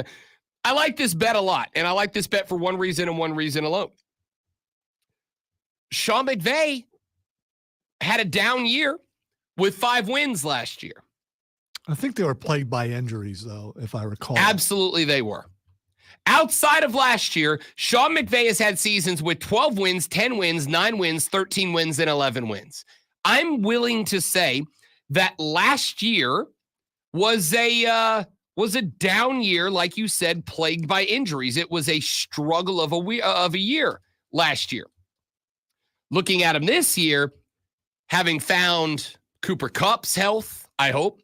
Puka Nacua is out, it looks like, for the regular season, but the Rams have said they expect that he will be back for the regular season, which I hope he is. I enjoy watching Puka Nacua play. Matt Stafford, of course, getting more comfortable in his next year at the helm. And on top of that, Sean McVay's a dude that I don't expect stays down very long. Lonzo, I am comfortable saying the Rams over 8.5 wins feels pretty good as a bet to me. We can look up and down the schedule, and there's a lot of teams. I think they can beat Arizona twice. I have no issue with that. I think they can, not saying will, can beat the Raiders. I think they can beat the Seahawks. I don't expect the Seahawks to have a repeat year from last year. I think they can beat the Seahawks twice. I think they'll be all over 8.5, but I like the over for the Rams. Yeah, me too. I mean, they got to deal with San Francisco, but other than that, they should finish second, at least, in their division. Looking at Fox Sports best bets for the NFL, they say their second best bet, the Minnesota Vikings over 6.5 wins this year. across the regular season. I've looked up and down the schedule here. They've got some that are interesting. They open on the road at New York. They've got the Jets back at the house. They do take on the Texans in week 2. I'm very curious about that team. They are at Jacksonville on November 10th and then follow it up with a trip to Tennessee. I think those are winnable. The question mark for me is going to be the Minnesota defense at this point. The question, obviously, about their quarterback position is there as well. I am going with the under for Minnesota. And it's got nothing to do with Justin Jefferson, TJ Hawkinson, Aaron Jones, a good offensive line. It's that I don't think J.J. McCarthy's going to be very good. And if it's not him, your other option is, with all due respect, because I like the guy, I don't trust Sam Darnold to get you there either. I think they are held back with a defense that lost some talent, with an offense that has had some drama off the field this offseason, and by a pair of quarterbacks, neither of which I trust to be full-time consistent starters. It's a low win total, but I'll go Minnesota to win 6 and take the under. Yeah, you let Kirk Cousins go, and one thing he was very consistent, and he won you some games. And I do not trust the quarterback. I just don't. So next bet they like, New York Giants under 6.5 wins this year. And I'm actually going to tail that bet as well. The Giants, of course, are sans Saquon Barkley, who is now a Philadelphia Eagle. Danny Dimes is, I think, playing for his life. But my question is, with who? With who? What on that offense do you genuinely trust? Malik Neighbors is going to be a dude. All right. There's a lot of years that Malik Neighbors would have been the top wide receiver draft pick. He just happened to come in a year where there were 2 really good ones up top. But outside, who's your guy? Daniel Bellinger, the tight end? Do you think Darius Slayton is going to be a difference maker? Like, the Giants aren't going to be good this year. And I want to apologize in case he's listening to my dog, Chris Lewis, big fan, but I think it's going to be a rough year for this team this year. There are some wins out there, but do the Washington Commanders with Jaden Daniels feel like a guaranteed win for you this year? Are you taking either one against the regular season Dallas Cowboys? Do you think Saquon Barkley, the Philadelphia Eagle, is going to do anything but run for $175 and a couple of tutties against you? I don't. The best news for the Giants is that they play the NFC South this year. That's the best news you got. I'll go New York under 6.5 wins. Yeah, I agree with you. And the other thing is, how often do teams do well after being on Hard Knocks? Which is interesting because obviously their offseason, the Bears Hard Knocks started yesterday. And I have not watched all of episode 1 because your boy was not feeling good yesterday and slept many, many hours throughout the day. But Nick Saban had some appearances in that. I got one of them particularly that I pulled because I found it interesting. Nick was talking about something that I talked about on the show yesterday, and I want to get to that because it was a very fortuitous clip from the greatest college football coach of all time. We'll come back to that in a minute. But that's a fair talk. Hard Knocks shows up not because they think you're going to be good, but because there's drama around your team. And the Giants have a lot of drama. Drama can be good. Drama can be bad. I'm laying on the bad here. I'm going to go New York gets to 6 wins this year. Next one they really like, Seattle over 7.5 wins for the Seahawks this year. This is actually one of the tougher ones to pick out of all of the Fox Sports bets that we are breaking down here. I look at the fact that Seattle's got the Broncos and the Patriots out of the gate. That should be 2 wins out of the gate. Should be 2 wins. The Broncos are going to be bad. The Patriots are going to be bad. That should be 2 wins out of the gate for the Seattle Seahawks. But my question is, what after that? They've got Miami. Unfortunately for them, it's earlier enough in the year in Seattle that the weather's not going to be frostbite cold, which has been the one kryptonite for the Dolphins so far. Then they're at Detroit. They got the Giants coming to town. They should win that. Then the 49ers, the Falcons, which I honestly think is a toss-up game. Buffalo, I think even being down, I think Buffalo wins. The Rams, the Niners, the Cardinals. Like, I think Seattle's another team that is up and down. But here is the part that I'm curious about. 2 years ago, Geno Smith under Dave Canales had a spectacular year. Dave Canales left. What happened last year? Every number got worse for Geno Smith. His completion percentage went down 5%. His touchdowns came down by 10. His interceptions went up. His yards per attempt went down. His yards per completion went down. Now, granted, they got DK Metcalf. They got Jackson Smith and Jigba. He's a dude out of allegedly wide receiver U.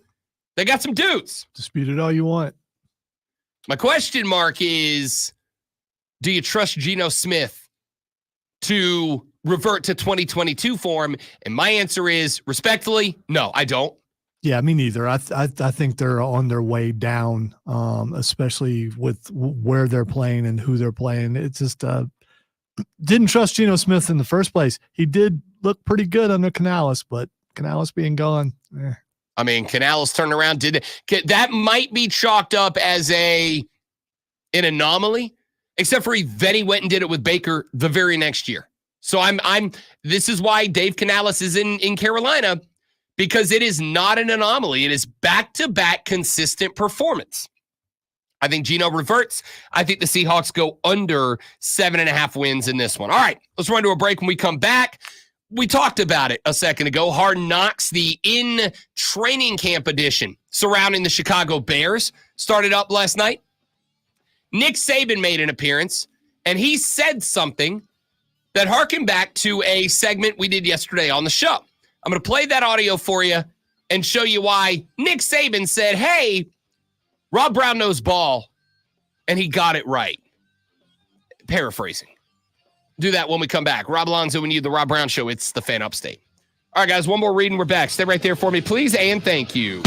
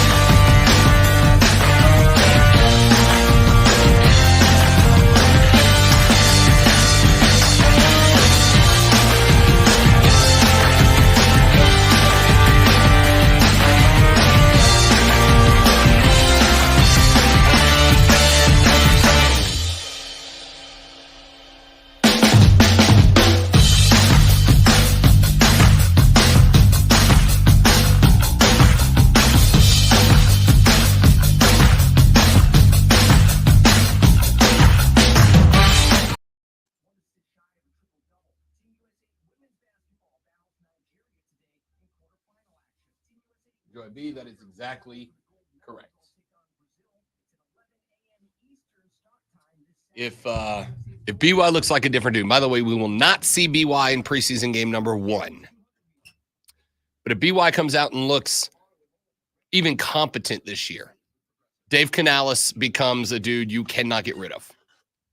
If he really is a quarterback revitalizer, and again, we got 2 years says he is. If he does the same thing for BY, Dave Canales becomes him for sure. So as pretty close. The shades of blue between shirt and hat are not exact. I don't know. It's a true testament that you're not feeling well, because what in the world was that? You've worn the same hat 2 days in a row. Yeah, I did. I do have another blue hat, but I tried to switch to the other blue hat today, my Wahoo's hat, but it's a little bit lighter than this, and it stood out more. Yeah, dude, what did you do? Your coach is not happy. He did a stutter on top, and it looked like he's about to lose it, and he didn't know.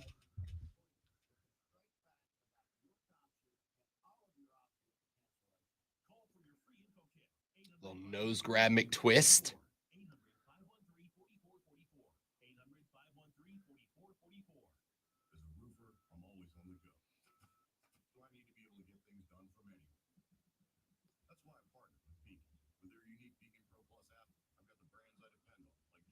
Oh, I didn't get the back foot all the way down.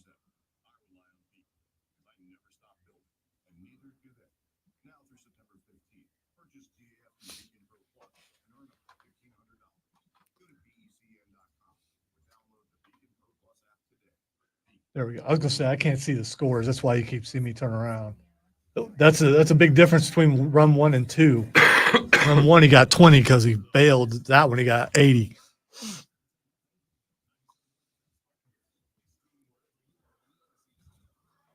Look, it's Hampus Winberg. Hampus. Hampus.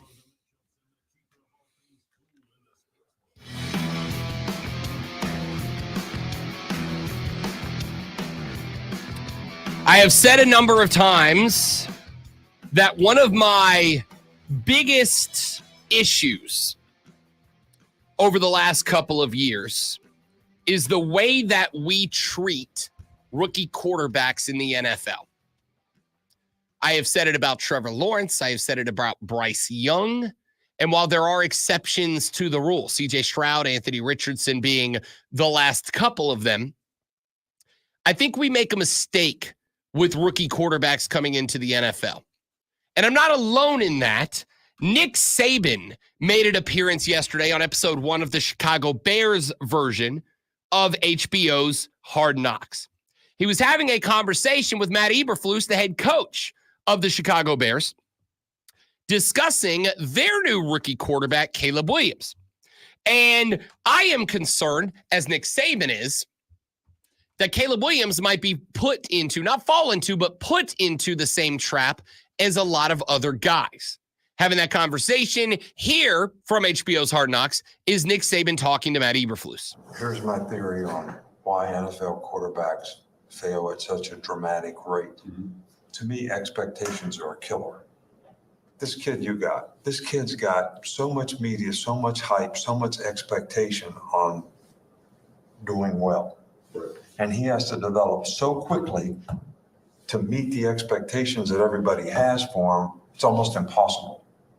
The expectations are a killer, but yet, to use your word, development is the key for him. You know, like Peyton Manning threw 28 interceptions when he was a rookie, but it didn't affect him. It's like the scoreboard. The scoreboard don't mean anything until the game's over. Scoreboard don't mean anything until the game's over. But that's it. And I think that we do that too much. And it's not just that we do it too much. It's the position that these quarterbacks are in when we do it. I want to go back to Caitlin Clark making her way into the WNBA. The beginning of the season was an absolute struggle for Caitlin Clark. Things were not going well. things were going poorly for Caitlin Clark, and a lot of people, I said at the time, were writing her off very early. A lot of people were saying, oh, look, yeah, you put her up against the best in the world consistently, she can't get it done. And we were going, yo, hold up, wait a minute. Can we not hold our horses just a little bit? Not just because Caitlin Clark's got to figure out the WNBA, because she did, but on top of that, she's playing for the worst team in the league. If a quarterback gets drafted early enough that the expectations are he's going to be a star at the next level, 95% of the time, it's because the team that drafted them sucks. They had a high enough draft pick to select a quarterback that they believe will be a game changer. And so when you get a squad that is that bad, when you get a squad that has draft and expectation changing quarterback to the top, the expectations for the team shouldn't be that high, yet we loft them onto the quarterback. This is why, to the chagrin of the great one multiple times, I have said, this, in my ever so humble opinion, is Bryce Young's rookie year. Why? Because in year number one, the expectations on this kid were, I honestly believe, unrealistic. I think people thought he was going to show up and just immediately make the Carolina Panthers a contender. And folks stopped looking at the fact that the rest of the team around him was hot garbage. Stopped looking at the fact that the team around him was made up of guys that couldn't do it elsewhere and Adam Thielen. Stopped looking at the fact that the head coaching position had been nothing shy of a massive dumpster fire the last couple of years consecutively. So when we do this to young quarterbacks, it infuriates me a little bit when these quarterbacks come in with these ridiculous expectations placed on them that they are going to change the fortunes by themselves of a crap football team, that they are going to overcome the shortcomings of obvious mediocre head coaches. Frank Reich last year, Matt Eberflus this year. And they are all going to do it by themselves. And while some guys can thrive, not everybody can. When I look at the Houston Texans, what advantage does CJ Stroud have over Bryce Young last year? Well, I've told you this. Coming into the year last year, the wide receiver core in Houston was better than the one in Carolina. The offensive line in Houston was better than the one in Carolina. And while he had not proven himself yet, DeMeco Ryans at least had the advantage of being a head coach that the players were all on board with. There was no secret of stories last year that Frank Reich was not a locker room uniter. He was a guy that the team was very divided on. And maybe it wasn't even Frank Reich's fault. Because remember, a lot of dudes on the team wanted Steve Wilks to get a run at the HC spot. Wanted the interim HC from the year before when Matt Rule got canned to get his opportunity to lead that team in a battle. That didn't happen. It didn't matter who you brought in. The locker room was divided before the HC stepped into the office for the first time. DeMeco Ryans wasn't that. DeMeco was a dude that the minute he showed up in H-Town, the team, as far as I can tell, was united behind. That's not what happened in Carolina.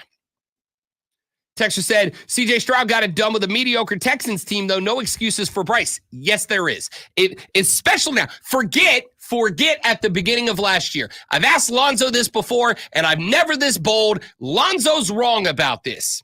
If I offered you I'm not. last year's Carolina wide receiver core or Houston Texans wide receiver core, and you say you'd take Carolina's, you flat out don't know ball. All right. So I do believe that CJ Stroud would have been able to win with last year's Panthers receiving core. Absolutely.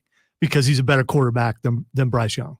And everyone going into the same year talked about Houston being the worst team in the league, don't have anything and all this, but you bring in the right guys, and I'm sure coaching has a lot to do with it, but you make the right pick at quarterback, and you see what happens.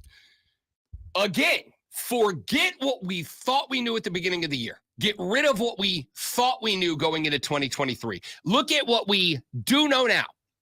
Which team, and I'm just talking about wide receiver core, which team had a better wide receiver core? Houston. It's not a question, All right, it's a statement. First of all, you can say it's a statement, but it's not. It because is. It is not. It is not. Objectively speaking.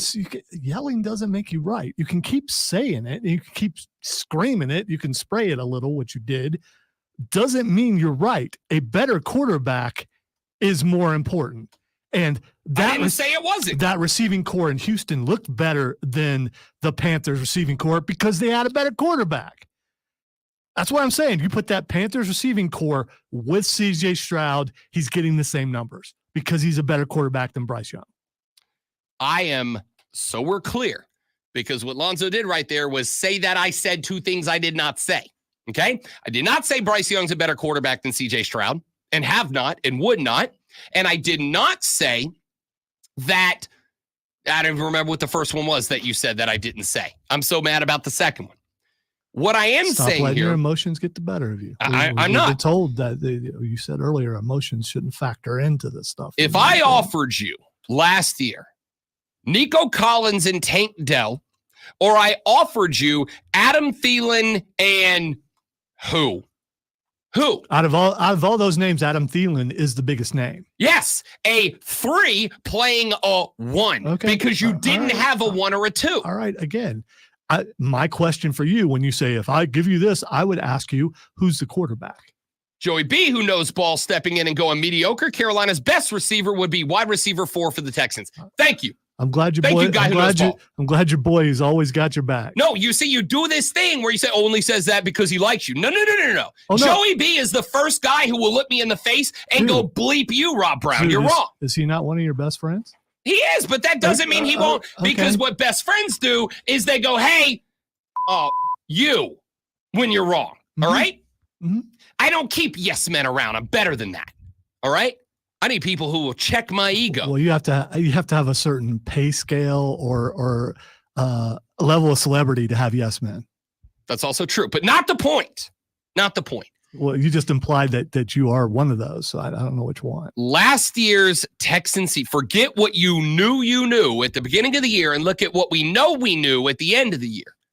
What we know at the end of the year was that while the challenges were expected to be greater in Houston, at the end of the year, they had hit on dudes at wide receiver that Carolina did not. That's just an objective metric. All right, and you we're can going to credit fight that. on this, or you're going to fight on this, but it is about the quarterback. It's not about the receivers. I know you keep wanting to harp on this, but you said I was wrong. You're wrong. It's about the quarterback. They picked the wrong quarterback. Now the Panthers have who they have, and they have to build around that guy. And they brought in someone who should make him better in the new coach, and hopefully he will get better. But in the end, I guess we'll see when their careers are over. CJ Stroud was a better quarterback going into the draft. He's a better quarterback now, and he's going to continue to get better. And unless something drastic happens, he's always going to be better than Bryce Young. You know, that's just what you can talk about receivers and everything else. Right now, if you had to win a game, this is one of your scenarios. You going with Bryce or you going with CJ? I'm going with CJ, but it's not that, again, never once since the end of last year. You're gonna once, make yourself ill. because you worse. keep putting words in my mouth that I didn't say. I Not do that. one time have I said Bryce Young's better than CJ Stroud. That's a stupid thing to say. All right. If you say that, you don't know ball. The biggest insult I can drop. You don't know ball. All right. What I said can was say, stupid, and then you said why do you make I things don't up? know ball. Why do you make yourself the victim? Why do you make things up? I didn't say any of I that. am the victim in this room. What I said was the situation Bryce Young was placed in is now objectively and verifiably worse than the situation CJ Stroud was placed in, yet the expectations on Bryce Young were set higher than the expectations on CJ Stroud. And the point of all of this was what Nick Saban said, and it's what I said. The victim here is the top picked quarterbacks that we place these 0 to 60 expectations on without the context of the team that is built around them. Houston built a better team around CJ Stroud than the Carolina Panthers did, and he succeeded with that team versus BY, who I believe failed because of his. That's my point. And also, I know ball. That's my other point. Now, I am going to calmly, I am going to calmly, carefully introduce Lonzo with the Sports Flash. Yeah, you might go out in the hallway where it's cooler. I'm going to! You know, Team USA men's basketball is on to the Olympic semifinals after routing Brazil 122-87 yesterday. The Americans were led by Devin Booker's 18 points, while Anthony Edwards had 17 off the bench. LeBron added 12 on 5 of 6 from the floor with 9 assists, while Joel Embiid scored 14 with 6 rebounds. USA is now 2 wins from a 5th consecutive gold medal, with 2-time NBA MVP Nikola Jokic and Serbia up next. The Atlanta Braves have begun a backslide, getting hammered by Milwaukee 10-0 at home. Bryce Elder was knocked around for 8 innings and 7 earned runs in just 3.2 innings, rather.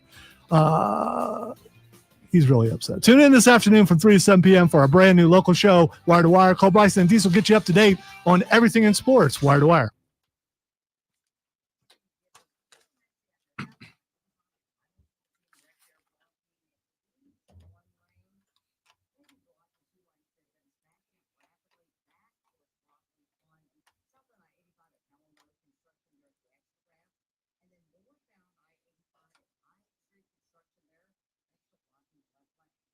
Someday I will know ball, or maybe I won't.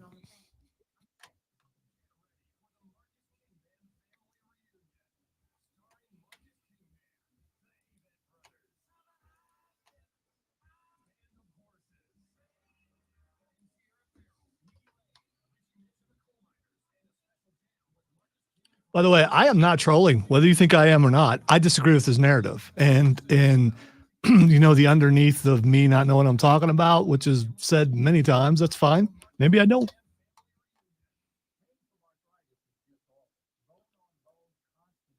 You're not going to convince me that the Panthers didn't make a wrong choice, because they absolutely did.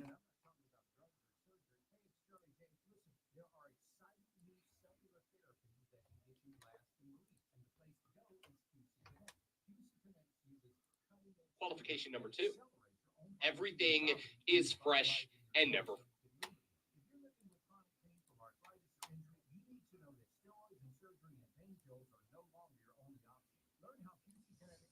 A little trick, and by the way, trolls, you can tell them. A little trick is stay calm in the face of the yeller. Which I'm not yelling back. I'm not hurting my voice.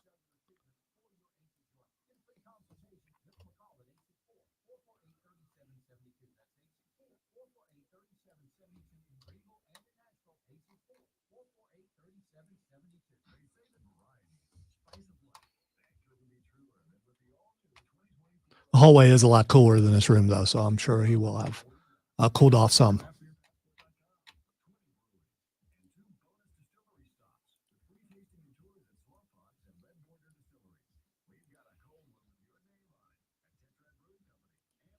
And if I was truly trolling, I would just disagree with everything that Joe says, because that would make Rob mad. So, I mean, you know.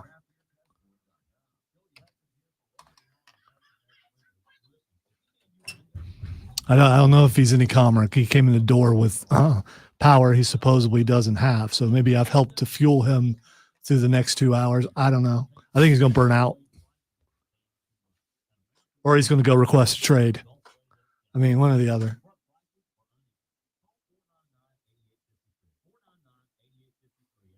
Look at that. Come back to just a handful of excellent points on the stream.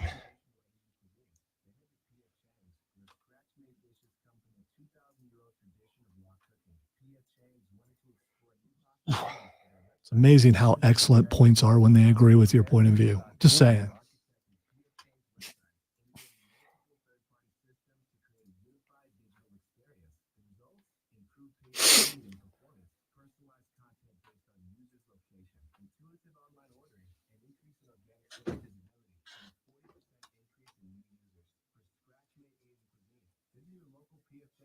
What time's Mario on?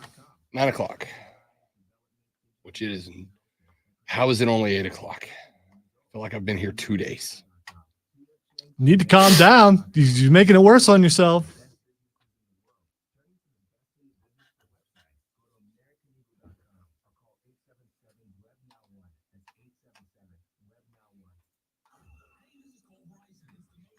So to help you calm down and make sure that you make it through the rest of the show, taking this hour off.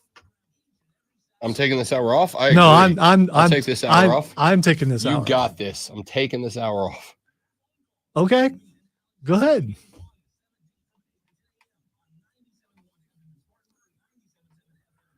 As they say, I'm not scared.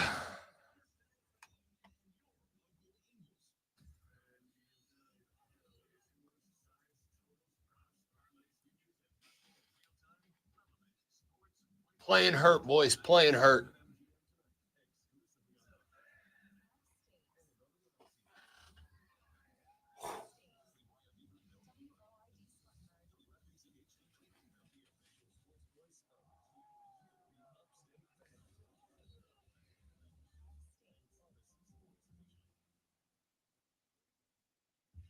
See, that's where you're wrong, Joe. You can make a ton of statements, and history will prove if they were right or not. I could say all kinds of things. 2 years from now, we might find out that I was completely wrong.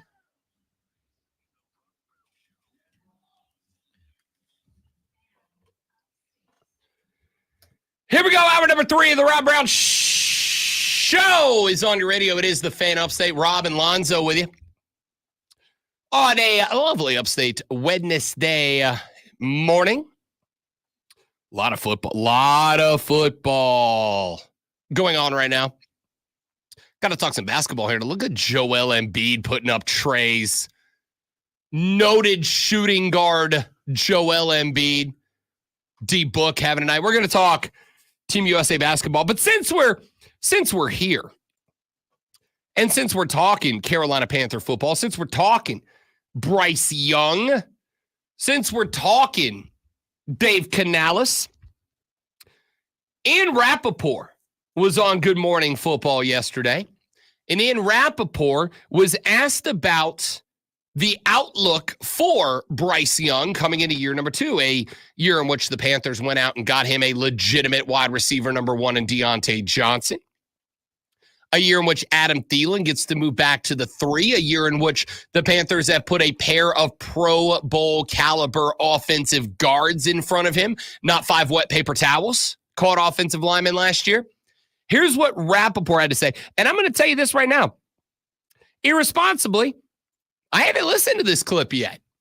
I'm as excited to hear what Ian Rappaport has to say as obviously you all are. Here's Ian Rappaport when asked about the realistic expectations of Bryce Young coming into year number 2. You know, with this new coaching staff with Dave Canales and Brad Idzik, his good friend and offensive coordinator, obviously so much of the focus is making sure that Bryce Young lives up to the immense promise that he had. And the reason, shows everyone the reason that they drafted him. And, you can go back and look at the trade and the drafting of Bryce Young. I think everyone sort of forgets it was essentially unanimous around the league that Bryce Young was going to be the number 1 quarterback. This is a guy who is really smart, as we know, who is very talented, and they believe can be the number 1 quarterback, the number 1 overall pick that he was. A couple of the areas of focus for Bryce Young, I would say, first of all, making sure that he is comfortable. He is pretty relaxed dude. He's pretty cerebral. He has been speaking up in meetings more. He's been, I would say, not leading the 7-on-7 meetings, but, right there with his offensive coordinator, Brad Isaac, to tell people, like, these are the plays I like. These are the plays I don't like. This is what works for me. This is what I'm seeing. Taking more ownership of the plays and the scheme, and I think that for sure is important. The offensive line is going to be better. Run game is going to be better. Those things are going to help him. But it's also some simple things, Jamie, like this year when he gets up to the line in training camp, he knows what he's doing. And the rest of the offense does too. It's not like last year when they go to the line, they'd kind of set up and they'd be like, all right, hold on, get back in the huddle, fix this. There's not as much of that. He's going to get the ball out of his hands quick. He's going to make smart reads, all the things we know. He's going to be under center probably a little more. You are going to see a new and improved Bryce Young to kind of show people what he really should have been last year and what they think he'll be going forward. All right, you thought the same thing. Sure did. You thought the same, Sure did. same exact thing. I was like, Ian, you okay there, bud? She went, and Lonzo and both were like, was that a hot mic moment? And more importantly, was that hot mic about 2.5 feet lower than it should have been? Wow. It wasn't, though.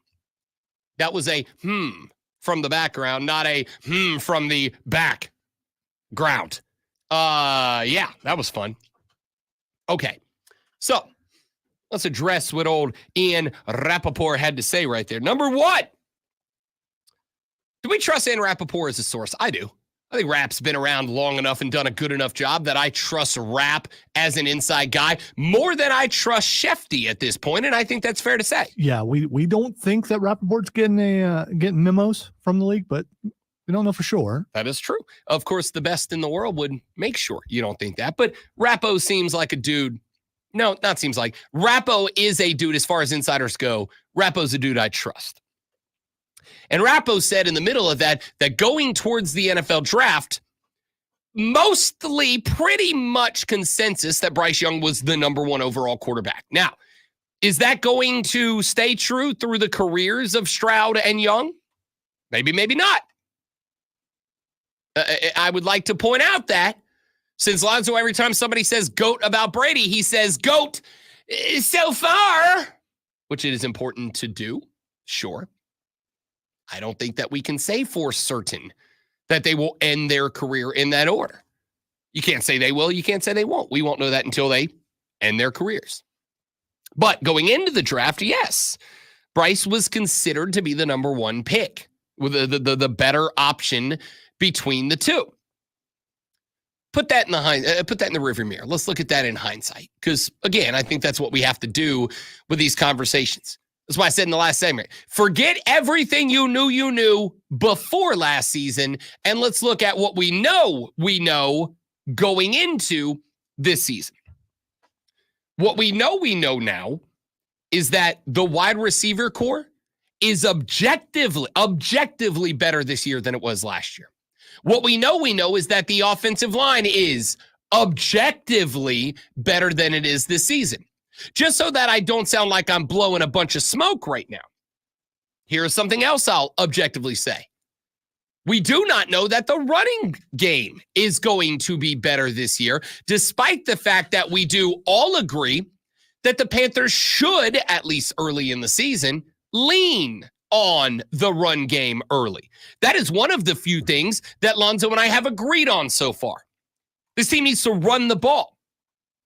Dave Canales, as we played you some audio yesterday, Dave Canales said Chuba Hubbard looks great at running back right now. He's running angry right now. And that's all well and good. I think a lot of players in Carolina are probably angry after last year. You want Bryce Young to look better? Run the ball. Yeah, I don't disagree. Take the pressure off of him. Put it on the guys. That this team has classically been a running team, and people have tried to change it, and they always end up going back to it. Just stick with the running game. I don't disagree. Got to be able to run the ball. I don't know that the running back field as a whole, as a unit, is better this year than it was last year. Miles Sanders was never the guy Carolina paid him to be, which is why I think in week one, Chuba Hubbard will be RB1 for this team, and Miles Sanders will be the spellback as opposed to what it was the other way around last year. And that's a problem because if we agree, and so far, like I said, this might be the only thing Zoe and I have agreed on so far. If the running back field's not better this year and they cannot definitively lean on the run game, then Bryce Young is back in a world of hurt. Does not matter how good your wide receiver core is. If I only need to put four across the line against you to take it away. If I don't have to commit extra linebackers against your run game and I can drop 2 into coverage instead of just 1, if I can drop 3 into coverage because my defensive line's doing a good enough job to stop your run game on their own, then nothing else matters. That's going to be another spot, as I believed happened last year, where the inability of everybody else drags your quarterback backwards. I want a quarterback who can drag everybody else forward, but they got to give them something. I mean, you got to give me something. Lonzo dragged us to 3 SCBA Sports Talk Radio Show of the Year awards over the past 4 years. But I got to give him something to work with here. If I come on here every day and go, Carolina Panthers, Bryce Young's going to come in this year, be a good quarterback.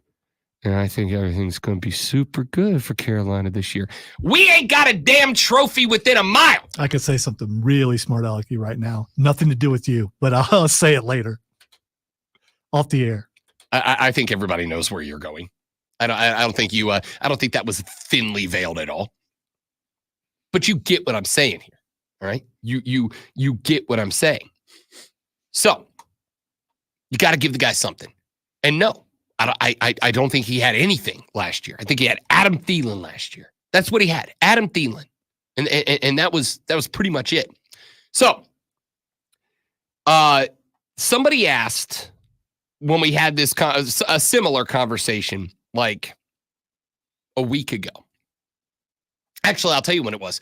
Somebody asked when we had this conversation last Thursday when the Real Diesel and I were live at Panther Fan Fest down at Clemson.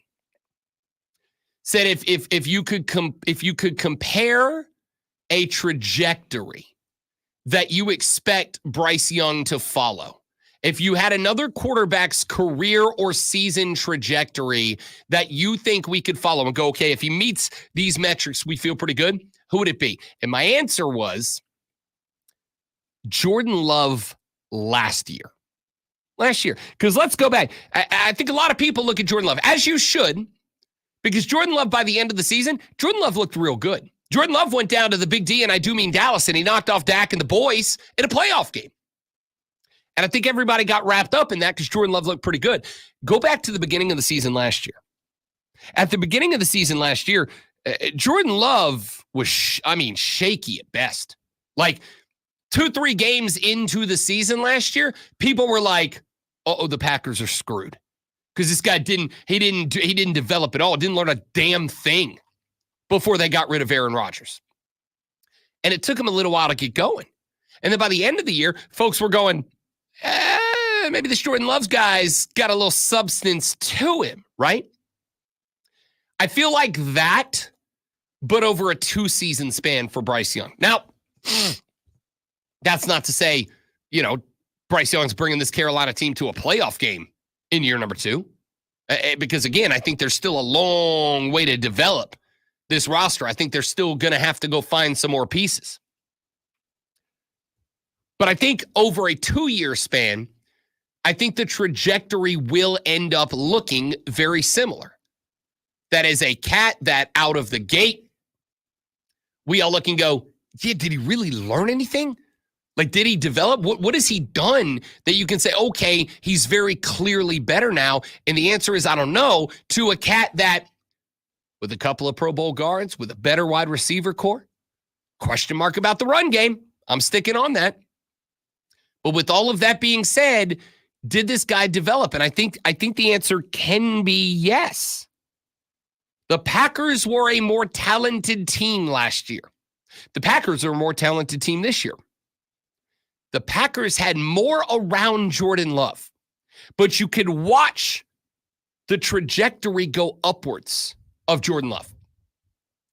And the difference was Jordan Love had a couple of seasons to sit behind Aaron Rodgers. He had a couple of seasons to learn the NFL. And this is something I've said for many years. You are not just talking about learning the season on the field. I'm talking about learning off the field. Travel is different in the NFL. Media is different in the NFL. Your life as a whole is different in the NFL. And for guys like a Caleb Williams, they are getting thrown into that mix real quick, like real quick. And a lot of guys don't learn. That's why so many quarterbacks flame out despite high expectations. And I think it's more true about Carolina. Again, not saying what we knew going into last year, but what we know coming out of it. A lot of these cats get thrown into those expectations on crap football teams, on bad teams. And the expectation is, oh, we got a top-notch quarterback. We're good now. No. Nobody's arguing it's not a quarterback-driven league. Of course it is. It is absolutely a quarterback-driven league. There's no doubt. It is absolutely a league that if you don't have a top-notch quarterback, you can't win. Do I hate that? Yes. Do I wish that we would revert back to being a league where you could just be good with a good quarterback instead of being good with a great quarterback and only good with a great quarterback? Of course I do. But that ain't where we are. So looking back now at last year versus this year, what do we know about last year's team? We know Miles Sanders was overpaid and overrated, respectfully. We know Chuba Hubbard never, and this is why I'm concerned, because we all, I think, correct me if I'm wrong, we all agree Miles Sanders was overrated and overpaid. Does anybody fight against that? Let's see what he does behind a better offensive line. And that's fair. Yeah. That's fair. Just like Bryce Young. That ain't wrong. But for last year, Miles Sanders never broke out. You'd like to think he would to help. He didn't. He was brought in as a starter, and he was overshadowed by Chuba Hubbard for sure. But new coaching staff, hopefully they're given the go-ahead to evaluate players in practice and not because they were brought in for something. And we'll see who wins out. But it's probably gonna be Chuba Hubbard. Common ground. I love it. It's important to find common ground. Okay, yeah, you're forcing me to participate when you knew I wasn't going to. I have more questions. Stay tuned. So, knowing what we know last year, you had a run game that didn't work. Miles Sanders was at least for last year, overpaid, overrated. Chuba Hubbard, and this is what I said I'm nervous about. Even with Miles Sanders being overpaid and overrated, if we all agree he was last year, and I think we do, Chuba Hubbard never really took that spot from him. He never really broke out in a way that you went, okay, that's RB1 now. He took that spot. I look at last year to this year and I think, okay, you've added 2 guards. You've added a number 1 wide receiver, which allows you to move your number 1 wide receiver to his number 3 wide receiver spot. You've got a number 2 wide receiver that I hope breaks out, although I do have to point out, as we head towards preseason game number 1 tomorrow, Xavier Legette is number 4 on the wide receiver depth chart right now. He is not broken into the top 3, right? So I'm a little concerned about that. I still don't think we can argue the wide receiver group isn't better this year. He was a late bloomer in South Carolina. It may take him a while to get it in the NFL. It's absolutely true. Absolutely true. So I'm so worried about Carolina's defense. We'll talk about that later, except Derek Brown, who is a machine. The point here is the expectations last year on this kid, as they were for Trevor Lawrence down in Jacksonville, are for him to immediately take a crap team and make them a playoff team. And I don't think that was fair. I don't think it was fair for him last year. I don't think it's fair for Caleb Williams this year. Some guys succeed despite it. Some guys fail in spite of it. So we'll see how it plays out. All right, we'll get away from the NFL. We'll talk some NBA basketball, some Team USA basketball coming up. Hayden Ask Mario in about 40 minutes, all on the Rob Brown Show in the Fan Upstate. Your life. All right, guys, one more read and we're back. Stay right there for me, please, and thank you.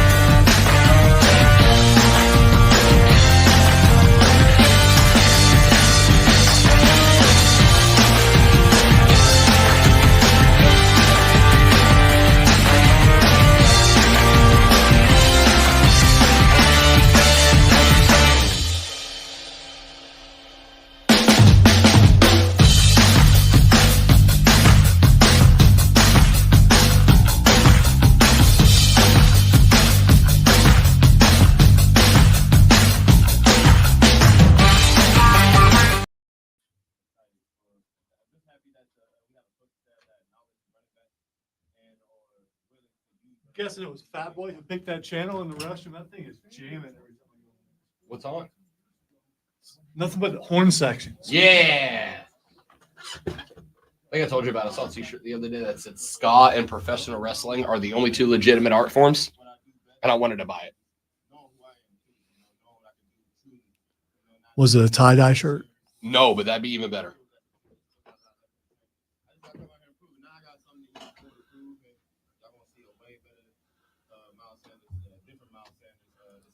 Let's be that. How about that? What a coincidence on the Panther Report. What was the right one?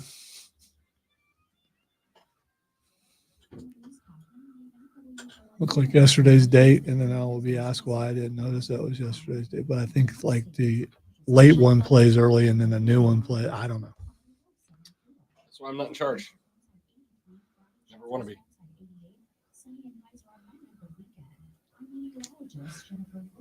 Me either, but I sure am responsible for everything that goes wrong. That's what you get for getting that executive title. Yeah, I just wanted full time, And the man. pay raise that comes with it. Just wanted full time. That's all.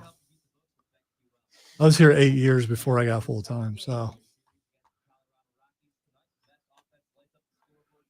they would have said you're the new morning music guy over on whatever station. I would have said, "Yep, full time. I'm doing it."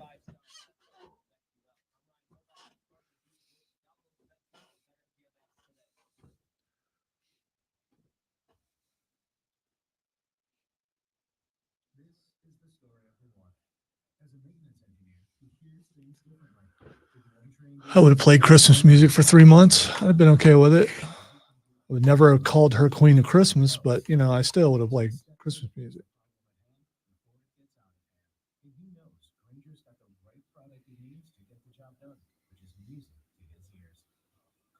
I feel like my ears are pressurized and I can't clear them. You ever had that happen? I think it's a sinus thing.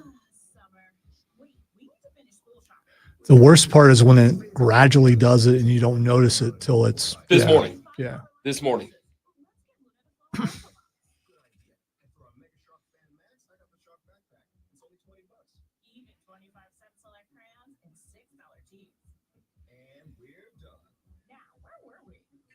Cheers to us. When it comes to finishing your supply list, Target has your back to school. I'm Andy Garcia with True Crime News, the podcast. Every crime tells a story, every story demands justice.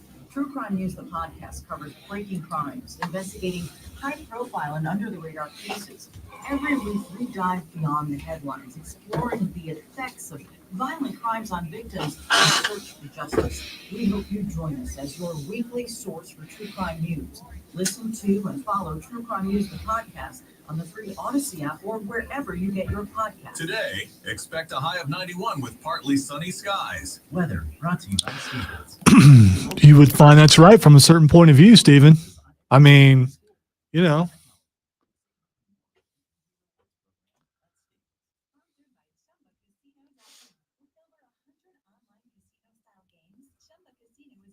Destination for nonstop entertainment. Play for fun and play for free at ChumbaCasino.com. No purchase necessary. VGW Group 4 prohibited by law. See terms and conditions 18+. Can't wait to hear what's next on Wire to Wire with Cole and Diesel. Tell me what's coming up. Now, if it's a 90-degree straight down, but it's like, 50 acres, are you going to notice? I guess if it would still be 90 degrees, but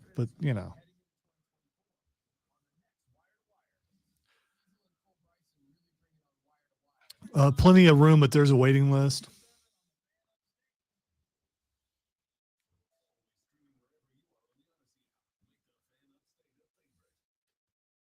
Very strict questions too. I don't know.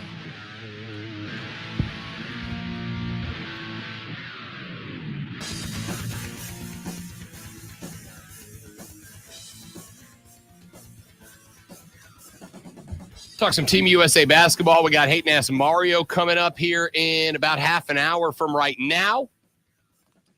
Taking a look at the NFC and AFC South today on the show. But let's jump in on some Team USA shooty hoops this morning is the men's team yesterday had a big win over Brasilia. 122-87 was your final in the quarterfinal victory. The American men on to the semifinals. One more win will put them in the gold medal game. They do get Nikola Jokic in Serbia for a second time, a team that they allowed to hang around a little bit longer than I would have liked in the opening game of this tournament, but it also was the opening game of the tournament. And, you know, even though you had the warm-up games, the tune-up games, it's a different environment. It's a different feel when the result of the game matters. So we'll see if they allow Serbia to hang around. Again, Nikola Jokic is arguably the best basketball player on planet Earth right now. And so I do think that Nikola Jokic in and of himself, Bogdanovic on that team as well, pretty good player overall.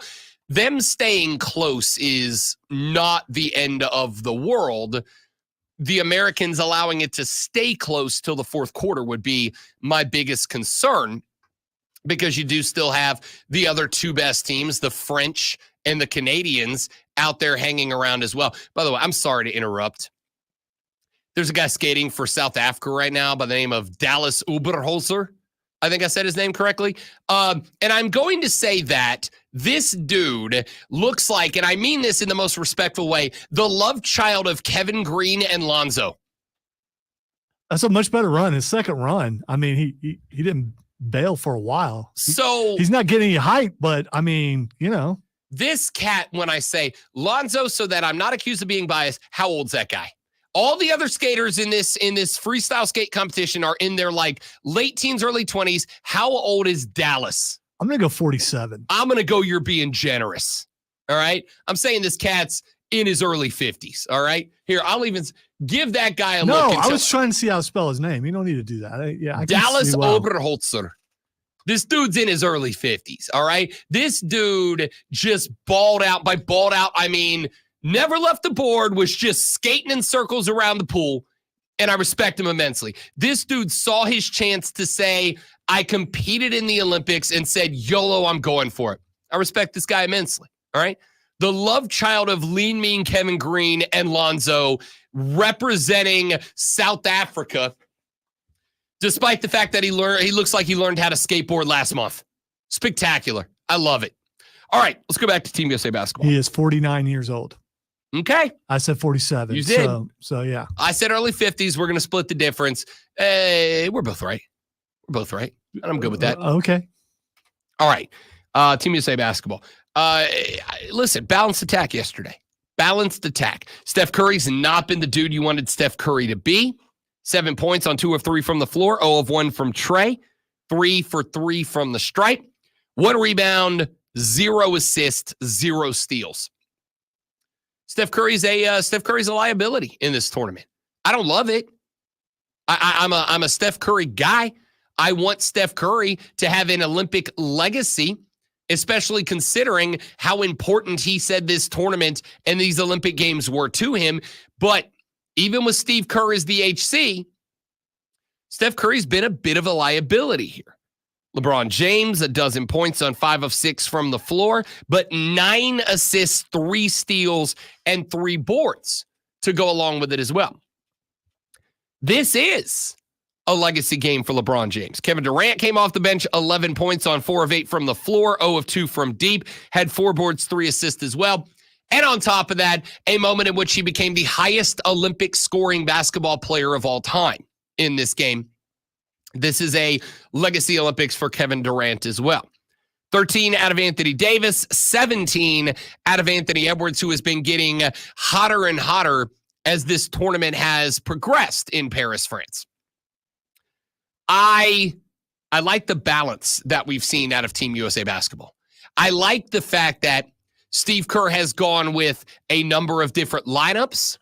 We all remember, go back to game number 1 against Serbia, where Jason Tatum did not play. Tatum didn't have a great game. 5 points on 1 of 5 from the field, 3 of 4 from the stripe. 3 boards, 1 assist, 1 steal. Go back to game 1 when Jason Tatum didn't play. And like Team USA basketball fans and the media exploded. They're like, oh, this dude won a title. How's he not playing? This dude won a title. How are you not putting him into the starting five? How's he not getting PT off the bench? And Kerr came out and said, look, man, I felt like an idiot not playing the guy, but on the flip side, we're going matchups here. And I think that proved itself true yesterday because the Brazilians, one of the taller but slower teams that were still active going into the quarterfinals. So what did Steve Kerr do? He went with a guard-heavy rotation. Started with Booker, Holiday, and Curry all on the floor together. 17 minutes out of Holiday, 17 minutes out of Curry, 15 minutes out of D-Book. Came heavy off the bench with Tatum 20, 21 minutes for Durant, and 21 minutes for Ant Edwards.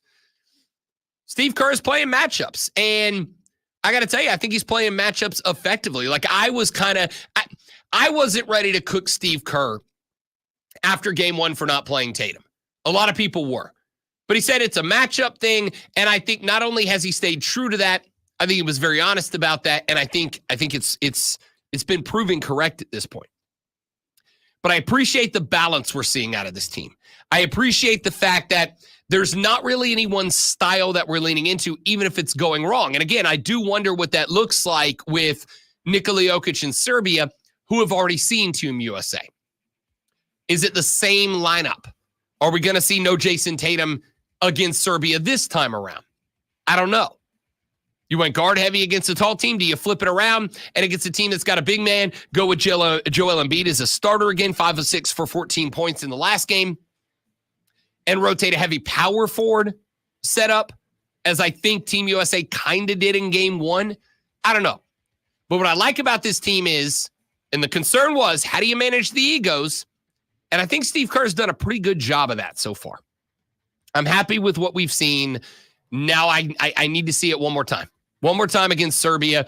Texas said the Canadians are out of Team USA. They place France or Germany. That's right. That's my bad. Which is fine. Again, 3 of the strongest teams left alongside Team USA.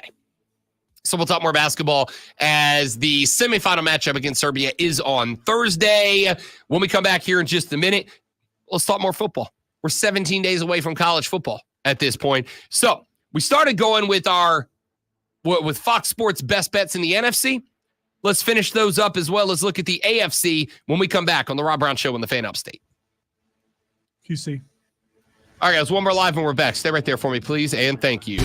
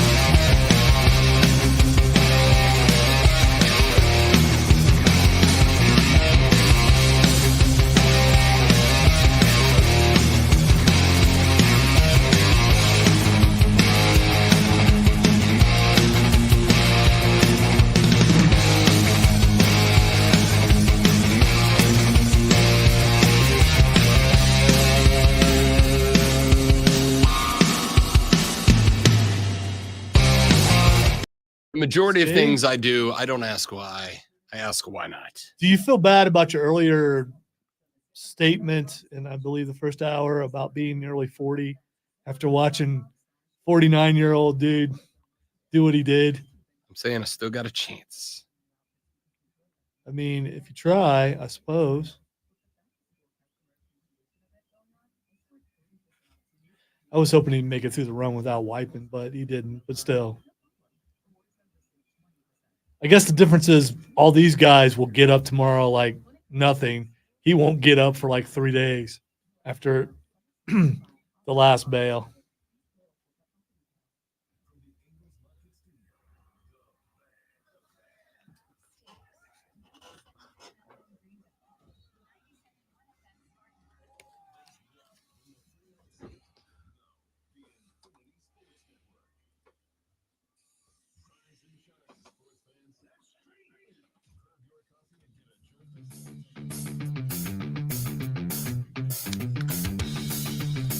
Talk some college football earlier in the show. Let's talk some more NFL now.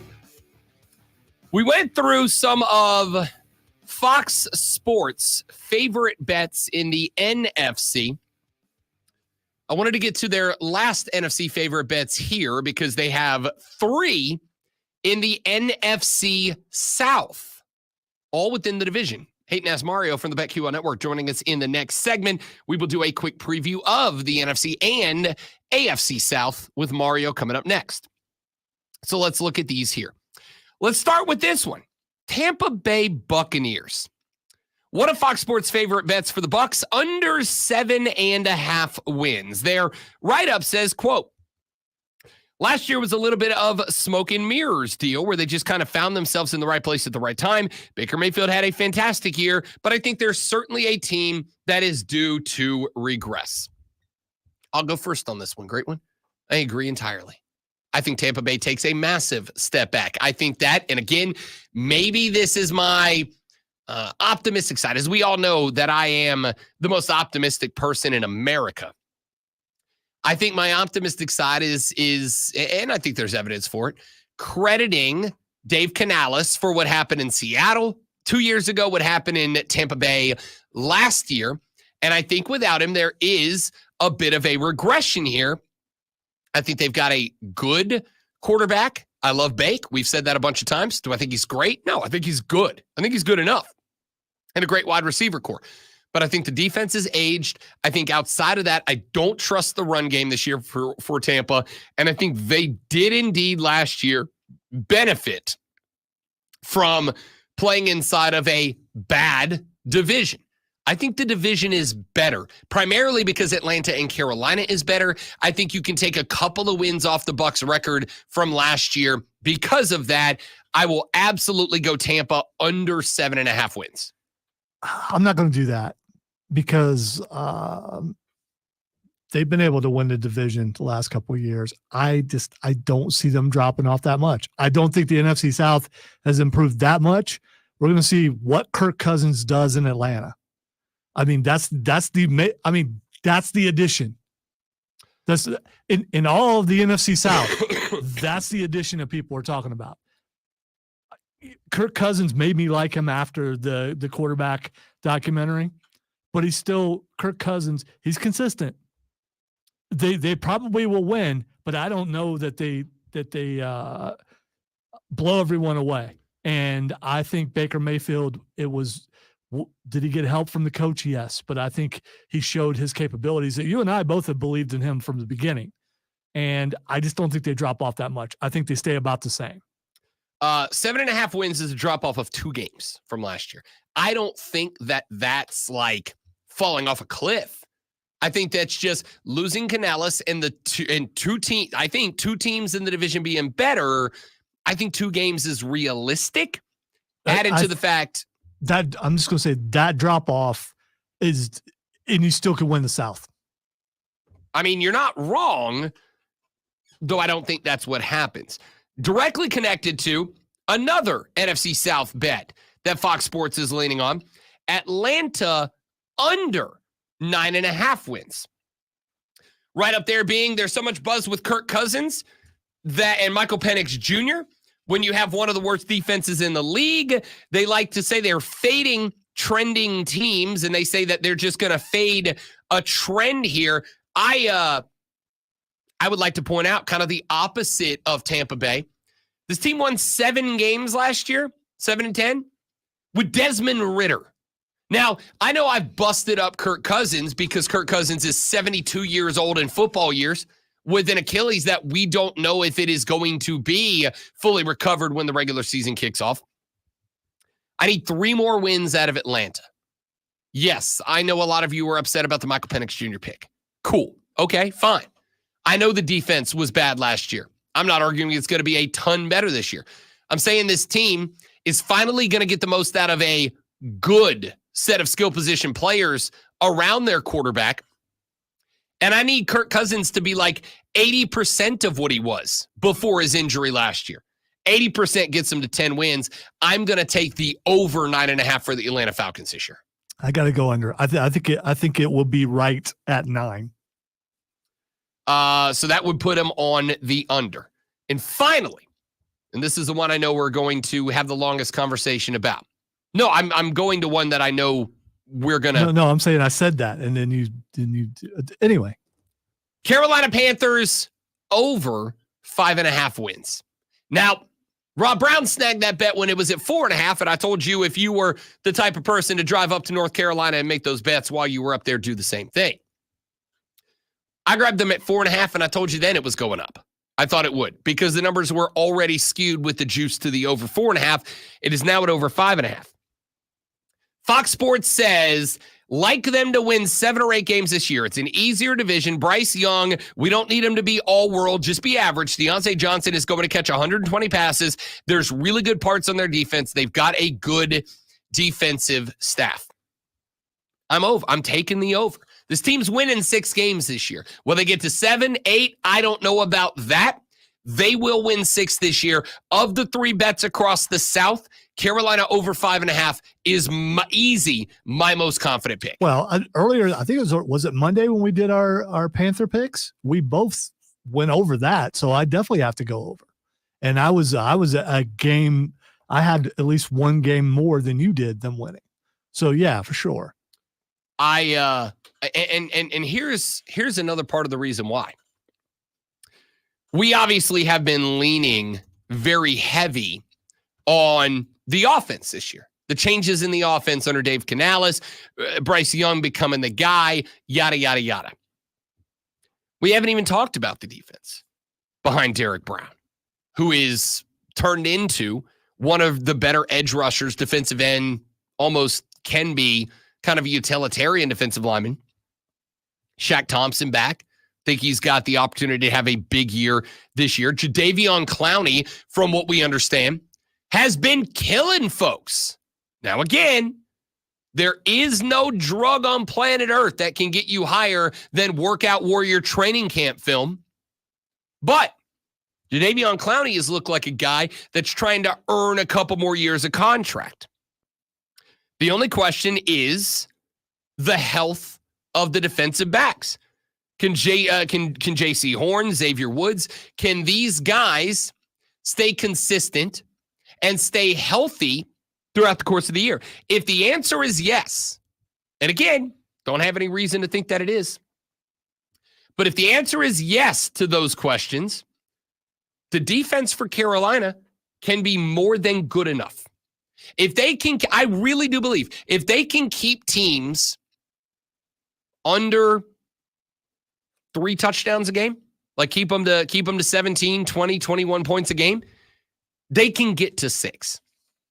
Do I think the offense is going to be better? Yeah, I absolutely do. I've got no reason to think that they don't.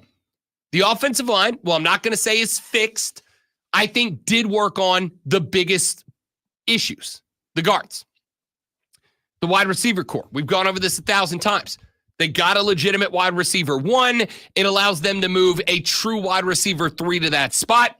Now they've got to figure out who's wide receiver 2, who's that middle depth wide receiver. And they've got options. Jonathan Mingo, TMJ, Xavier Legette. I just need one of those 3 guys to break out. I need one of those 3 guys to reach their expectations. And the wide receiver core gives themselves a legitimate chance to be very good. So there's not much not to like offensively. Between A'Shawn Robinson, Shai Tuttle, and Derek Brown, I need one Pro Bowler. I think Derek Brown is that guy. Shai Tuttle's a guy that's been in the league for a while now. He's serviceable. He's good enough. I don't know what A'Shawn Robinson does this year with a little more help behind him. We'll find out. 29 years of age, been in the league a minute. Can he be the opposite side that allows Jadeveon Clowney to kind of float around a little bit? To me, the answer is yes. So I've gone back and forth on this. If Carolina played in really any other division, I might be a little bit more hesitant here, but I think the Saints are going to suck this year if I'm keeping it a buck. I've already said I think Tampa's taking a drop back. I'm taking them under 7.5 wins. I think Atlanta's better. That's not 12-5 better. That's like 9 wins better, 10 wins better, right? Like a 10-7, maybe 11-6 year because they're in the South as well. But I think Carolina is better. I don't think they're doing any worse than split 3-3 in the division, which means that if they do, I need 3 wins elsewhere. Again, it's going to be all about how do they start, not how do they finish. But I think if they start well, that over 5.5 is a lot. Joey B said, if you told me Carolina won't win a division game, I'd believe you because the gap between them and everyone else is just that large. I'm under on Carolina. That O-line still scares me away. I appreciate your overestimation of the New Orleans Saints. Again, that team is going to stink this year because for whatever reason, we've hitched our wagon to freaking Dennis Allen. Cool. And I think Tampa Bay's taking a step back. That's unless Spencer Rattler becomes the starting quarterback. Oh, Dennis Allen will find a way to ruin that too. You could give me Tom Brady in his prime, and Dennis Allen will find a way to ruin it. My man has never had a 500 season. He's lost every season he's been a head coach. I think that's correct. I don't know what to think there. I don't think they'll be winless in the division. I'm giving them 500 in the division. I just need 6.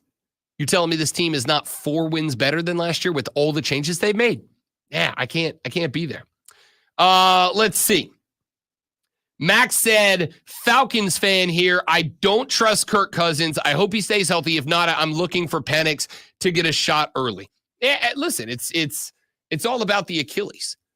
But like I've said a couple of times, I think when you look at the Falcons' skill position depth chart, right? I think you have built up an immense wealth of talent, and now it's just a matter of who unlocks it. Bijan Robinson is a dude at running back. He proved that his rookie year. Drake London has probably been one of the most underutilized, underappreciated wide receivers out there. Kyle Pitts should be a monster. Kyle Pitts should be should be in the discussion with Travis Kelce, George Kittle. He should be in that discussion. He just hasn't been because Atlanta, Kirk Cousins can utilize a tight end. We've seen it happen a lot of times. Kyle Pitts right now, by the way, if you're a fantasy guy, Kyle Pitts is a must-add to your team if you can get him. So we'll see. Question mark for me, offensive line and defense. Did they get good enough? Atlanta on the over, Carolina on the over, Tampa on the under, New Orleans on the under. That's how I'm splitting that up. All right. Texas said, don't do that, man. The Saints went 9-8 last year and only got better. I'm glad you have any level of faith in that team. I have like none at all. Just none. They didn't get, how would you, in what world did they get better? And on top of that, the injuries already rampaging in training camp. No one hates their team more than Rob does. I mean, give your own team a little credit, dude. I mean, come on. Correct. My team stinks. If I ever see my head coach in person, on site. Get that smoke. Hey, speaking of smoke, Hayden has Mario up in the next segment. We will talk about the NFC South and the AFC South when we come back here in a minute. Before we get there, the divisional champion of Sports Flashes, Alonzo. Three-time. The Atlanta Braves have begun a backslide, getting hammered by Milwaukee 10-0 at home. Bryce Elder was knocked around for 8 hits and 7 earned runs in just 3.2 innings, while Atlanta surrendered 16 total hits in the game. The Braves offense mustered just 6 hits overall. That's bad, by the way. Atlanta is 60-52 now, just 6.5 games back of Philly. The U.S. women's soccer team took extra time to move past Germany 1-0 in the semifinals yesterday, locking down their spot in the gold medal match. Sophia Smith knocked down the Americans' 11th goal of the tournament to secure the win, the second consecutive extra time victory for the U.S. women. Hey, make sure you tune in this afternoon from 3 to 7 p.m. for our brand new, it's still brand new for like 3 years, local show, Wire to Wire. Cole Bryson and Diesel get you up to date on the latest local and national sports news. Great guests, great debate, a whole lot of fun, and you guessed it, it's all Wire to Wire.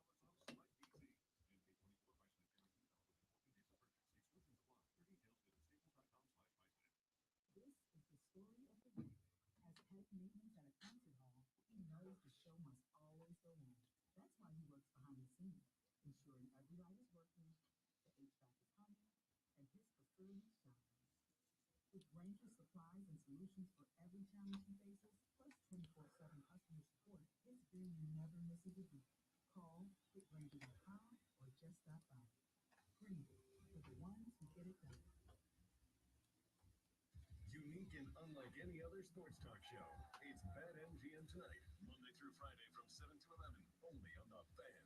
BetMGM Tonight is the red zone for casual and hardcore sports fans. Live sports betting updates for all of the night's games as they happen. The bathroom Kenny G caliber music has been upgraded in volume every time I've walked out there. You can now hear it from the Fortress of Nerditude clearly. It's necessary, man. That's stuff. It slaps.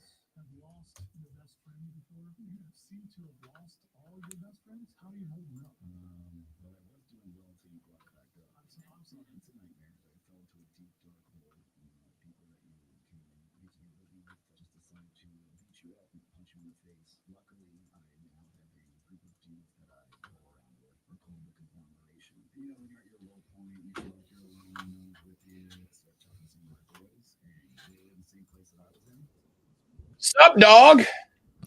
What's up, familia? Can we hear Mario now? Can you hear me now? There he is. What's up, fella? Turns out you got to have the right thing pushed. yes. Yeah. How we doing, gentlemen? Been better, been worse, bud. Just dying a little bit. That's what I like to hear. Ending like I'm not. You're not really pretending. Wait, can you say that again? I did not hear you. Do what? I can't hear you. He couldn't hear us. So he also pushed the wrong button. Hey, I was getting this was not. No. I pushed the wrong button. So I mean, it's just we're being consistent here.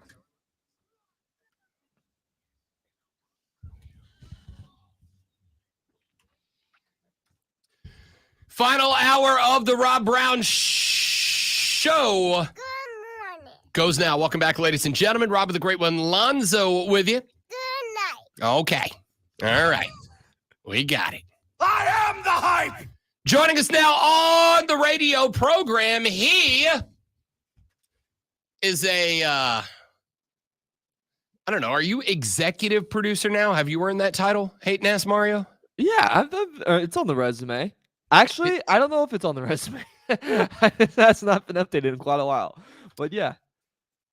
Hate Ass Mario, a.k.a. Mario Heron, is an NBA and NFL betting expert for the BetQL Network. He is also the producer of BetMGM Tonight, which you can hear every single weekday evening from 7 to 11 p.m. right here on this very radio station and other fine Odyssey stations around the world. Joins us now on the Rob Brown Show in the Fan Upstate. Have you recovered from having me on Monday? Did I ruin the show enough Monday? Or did you make it back for the rest of the week? We made it back, and it was a great show. We had a lot of fun. It was remarkable. Some would say a top 5 show ever done in radio. But who said that? Maybe just my parents. But hey, I like to think that they're always right. Listen, if your mom, the only person I like in your family, said that, that's not true. I like everybody in your family. If your mom said that, I'm taking it to the bank as accurate. You should. Listen, Lisa Heron is not wrong often, but That's when she is Miss Lisa to you disrespectful person. It is, but when she's wrong, she is wrong. She's way off, but she is dead right a lot of the time. And shout out to her, a 5'2" scary Italian woman. There you go.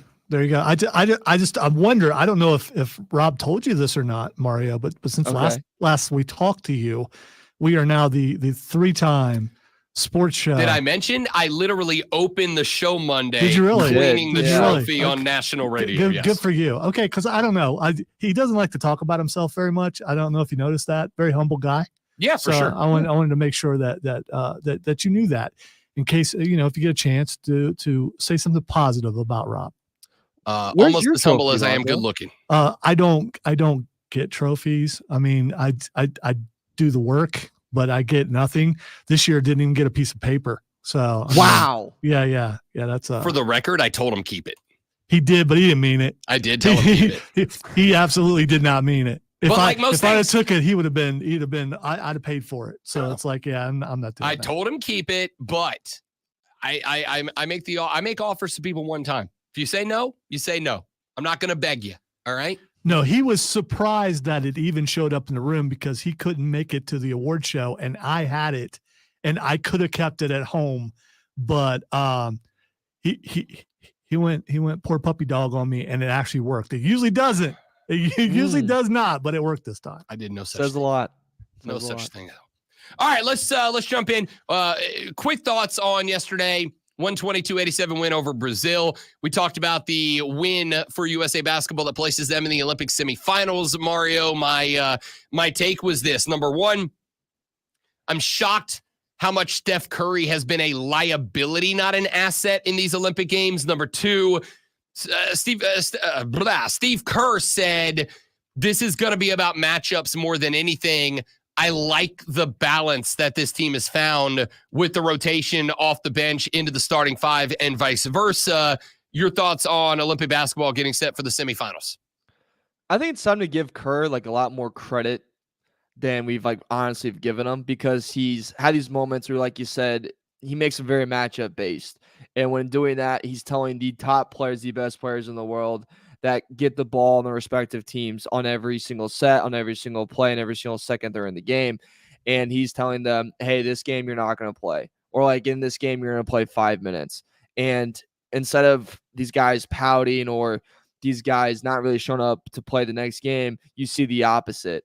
You saw Embiid on the bench, really being involved with his team and his teammates. And then he comes back out in this game and has a tremendous game, is very valuable on the floor, puts up 14 points, grabs 7 boards, even throws a block in there too. Like, he played extremely well, probably one of the best games we've seen him play. I think it's just a lot of testament to how good of a coach Kerr is and how good he is handling personalities. I mean, he's had to handle Draymond Green the past decade, and I think every other NBA coach would have thrown in the towel by now. I just want to give credit to him and credit when it's due on the excellent job he's done with that. On the Curry thing, I'll say this, and I'm going to defend him a little bit. He's the best shooter we've ever seen, but when we go to Olympics, I think there is an adjustment period of shooting in terms of like the basketball is way different, the arenas are way different, and sometimes that can really affect you. Maybe that's affecting Curry a little bit. Also, teams are like really closing out hard on him, and they can close out harder on him in FIBA rules than in the NBA, and so that whistle doesn't really go your way as much as it would in the association.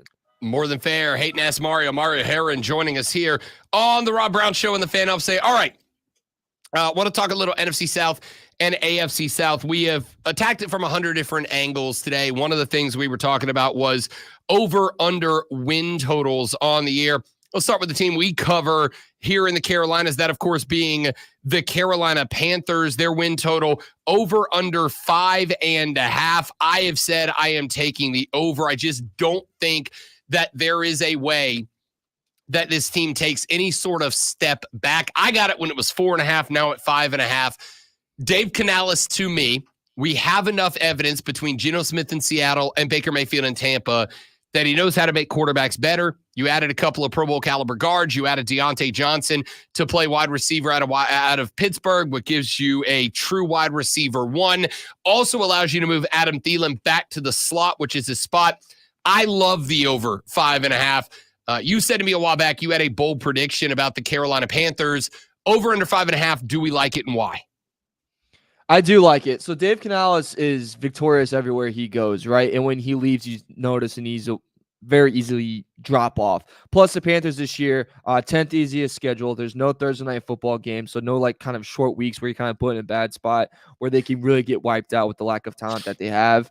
They have a week 11 bye after the Germany game too, which is like really goes for them if you just want to talk about like schedule quirks.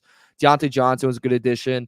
Very good receiver at creating separation, catching the ball. That could be better. But I'm also big on Xavier Legette too. I think he's another Deebo Samuel in the making, and the fact that the Panthers got him with one of the best offensive minds, in my opinion, in the NFL, I think it's going to be really huge.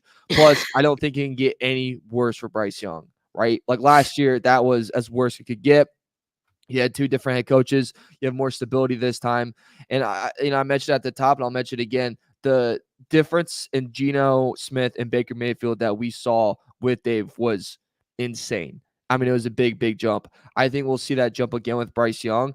And, when you look at that win total, I think they can split with every team in the division, right? So you could split with the Saints and or sweep Saints, because I'm not big on the Saints this year. You can split with the Bucks and you can split with the Falcons. So that's already 3 wins right there. So if you go to those 3 wins, and then you also look at the schedule going, all right, they face the Raiders. I think the Raiders are about to just absolutely poop the bed.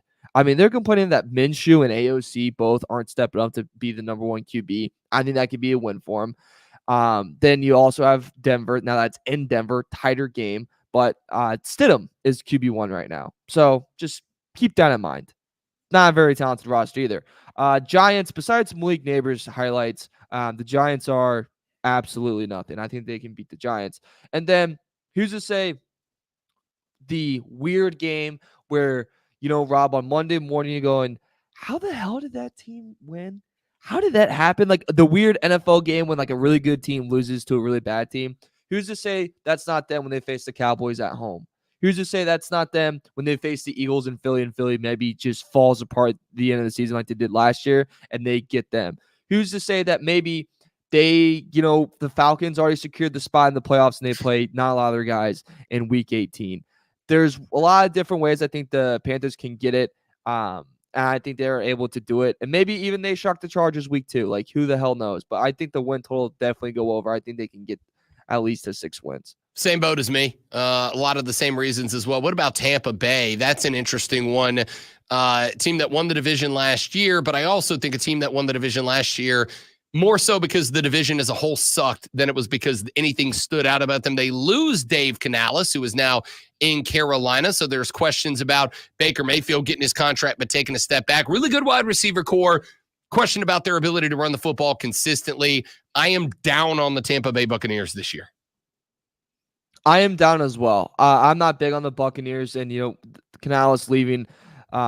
Just to put in comparison of what happened to Geno Smith when he left, right? This is all the statistics where he dropped: completion percentage, touchdown passes, dropped by 10 touchdowns, yards 600 less than the year before. Pass success rate dropped, yards per pass attempt also dropped. I expect Baker to drop in all those categories as well, and I think Todd Bowles is a average head coach, and I think we're really going to see that this year. And I think that defense is going to show some fault in it. And like you said, they really benefited a lot from not the strongest division last year and teams falling apart. Like, they benefited from the Saints falling apart. They benefited from the Panthers being a train wreck. They benefited from all those things. They benefited from Falcons having absolutely a 0 at QB and Arthur Smith not knowing how to use weapons. A lot of those things just clicked and they happened for me, like boom, bada bing. How the hell are they here? Well, they're here. Kind of like the Hawks when they made it to the Eastern Conference Finals. How the hell did they make it here? A lot of things bounce their way. In the NFL, things tend not to bounce your way 2 years in a row unless you're the GOAT, unless you're Patrick Mahomes and Tom Brady. So I agree with you. I don't think that's going to happen for the Bucs. I'm down on them, which stinks because I love Baker Mayfield, and I really wish that his success continues, but I don't think so. I've got 2 teams I'm down on in the NFC South, 2 teams I'm up on. Another team I'm down on is my own. Dennis Allen ain't the dude. Yeah. I don't know why it is we decided to pretend one more year like he is. This is a team that is aged on the defensive side of the football. They're leaning on Cam Jordan and Honey Badger, who are both like my age at this point.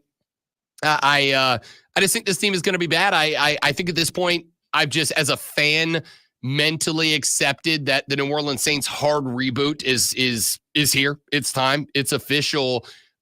Under their win total, I don't even remember what it is. 7.5, 8.5. Who cares? I'm going under on the New Orleans win total as well. I'm going under, and I'm going to predict by week 3, Alvin Kamara has a breakdown on the sideline with Derek Carr. That's my official prediction for the season with this team. They face Panthers obviously week 1. Let's say they lose that game. Let's just, because we're both high on the Panthers, let's say they lose that game. Then they face Dallas. Dallas, catches a lot of heat this offseason, but there's a lot of weapons, so they drop that game. Then they go to Eagles. There's a real possibility they start 0-3, and then sirens aren't popping off in the New Orleans. And let's be honest, I feel like Carolina for that first game is going to be probably a little bit more fired up than New Orleans headed into that, because when you have a coach that has been on the hot seat and you kind of give him one more year, Rob, I don't know about you, but history tells us that team does not really tend to have a lot of energy. When the coach is feeling the heat and everyone's kind of looking around like, why are we running this back? They tend not to be excited to play the game of football. I think that's what's going to happen with the Saints. On the positive side, last 5 games of last year, they went 4-1. Derek Carr looked decently, 14 passing touchdowns in that span, only 2 interceptions. I think he averaged around just under 225 yards per game during that span. So he looked good, but I don't think they build upon that at all. And like you said, I think a big teardown is coming because that team's old, they're expensive, and they're in purgatory. And purgatory is not fun.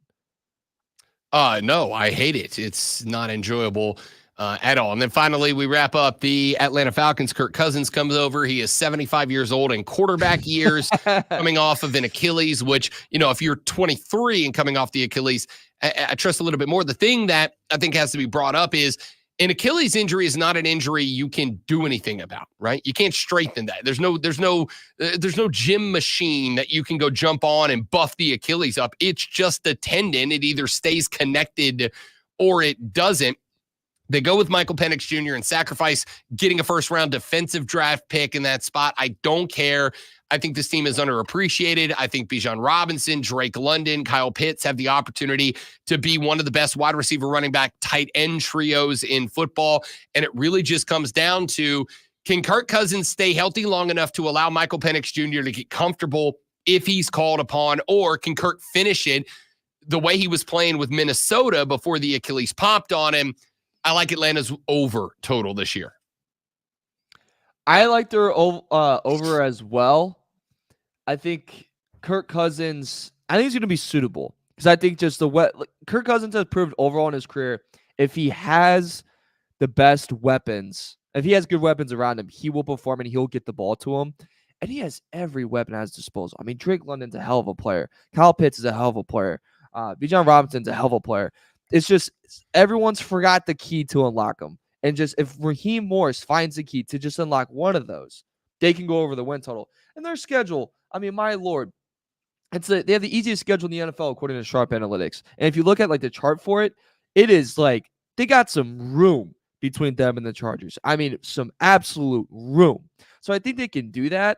And plus, I mean, Raheem Morris is coming from the Los Angeles Rams. And look what the Rams just did with Kyron Williams, too. Like last year, they really unlocked him, and he really came alive. And what if he does that with Bijan Robinson, who's, by the way, 10 times better than Kyron Williams? I think they can go over the win total. They're going to benefit from an easy division. They're going to benefit from an easy schedule. And also, just quick PSA while we're here, and I just mentioned Kyron Williams. If you're thinking about betting him for Offensive Player of the Year, I want you to stop yourself, look yourself in the mirror, and tell yourself that you're better than that. Because that's not going to happen because he's going to split carries with Blake Corum, and it's not going to, go the way you think it is. But back to the Falcons. Yes, I like their win total. I think Kirk Cousins can be suitable. I think one of those guys is going to be unlocked. And if you unlock one of them, or maybe even 2 to 3, you're going to go over your win total and you'll be set on the year. I don't think we see Michael Penix at all this year. We are talking with Mario Heron, a.k.a. Hating Ass Mario, from the BetQL Network here on the Rob Brown Show and the Fan Upstate. All right, we got to run through these real quick, but I wanted to get the AFC South in here as well. Houston Texans obviously win that division last year. I do think C.J. Stroud, phenomenal pick. I think they stumbled into some excellent wide receiver talent that nobody knew was going to break out the way it did before the season started, and that was an immense contribution. And I love DeMeco Ryans. Like, he's a coach I feel like I would run through a wall for. Do they replicate that success? I do think a lot of what happened last year had to do with the Jacksonville Jaguars having a collapse down the stretch, that the only reason we need to talk about it more was because the Eagles was more hilarious. Are the Texans back in the AFC South driver's seat this year? Yeah, I think they're in the driver's seat. If you just look at the Diggs effect with Josh Allen that we saw, Josh Allen's passing touchdowns increased from 20 to 37 when he got Diggs. Pass yards increased by over 1,500. His QBR rating went from 59.4 to 76.6. 193 yards per game, 284. I think Stroud's going to make a similar jump with Diggs in there because not only does Diggs provide just a crazy threat, but like you said, it unlocks Nico Collins and Tank Dell to get even more open. And I think Diggs is not going to be a head case like he so-called was in Buffalo. I think he's going to handle it like a little bit better. I think this team, I don't really expect a sophomore slump either with CJ Stroud. Like, just with that addition, I just fail to see it. And the star that people like just keep forgetting to mention, I think Will Anderson's going to take a huge jump this year. Like, we always see pass rushers improve year after year. We rarely see them slow down. Like, if you want to take a stab with him, like Defensive Player of the Year, like, I wouldn't blame you. That's all like a huge jump. And like to the Jaguars, I'm old enough to remember when we thought the Jaguars would be the number 1 seed in the AFC, when we thought they'd have the best record. Yeah, see you freaking later, pal. Like, that's not going to happen. The Colts are going to be healthier this year. AR, if he plays even half the season, that could take away some wins from the Jaguars. I don't think Trevor Lawrence is it. Maybe Doug Peterson figures something out. I'm going to bet against that. The Jaguars are going to end up the 3rd best team in this division. I think Texans take it, and then Colts follow suit right behind him because Shane Steichen, I just think, is that good of a coach. He can will that team. And maybe that receiving core is a lot better than we think it is in Indianapolis. Giving up on Trevor Lawrence. Dude, I don't see, like, I think we fell in love with the comeback game, and we forgot how bad he was in that first half. And then the next year he goes, remember, guys, I am not that great. You know, like, and that's what I feel like we did here. And the receiving core last year was supposed to be something really special. We didn't really see anything out of it. Yeah, improved this year. The Gabriel Davis, I actually like that signing. Brian Thomas Jr. is really great player of LSU. But I truly don't see it with Trevor Lawrence, man. Like, I think we're going to see even more regression come from them. Mario Heron, a.k.a. Hating Ass Mario from the BetQL Network. You can hear his show, the executive producer of BetMGM Tonight, every single weekday evening from 7 until 11 p.m. right here on this and other fine Odyssey stations. The former producer of the greatest baseball show ever, Bet for the Cycle, which airs every Saturday from noon to 4 with myself and Cody Decker, and not Hating Ass Mario anymore, joins us every Wednesday at 9 o'clock to talk about whatever we want to talk about. Appreciate you, big fella. And congrats on another award, my friend. Thanks. Lonzo did it. I'm just here for the ride. I mean, can we get Lonzo a trophy too then? I told him to keep this one. All right. I told him to.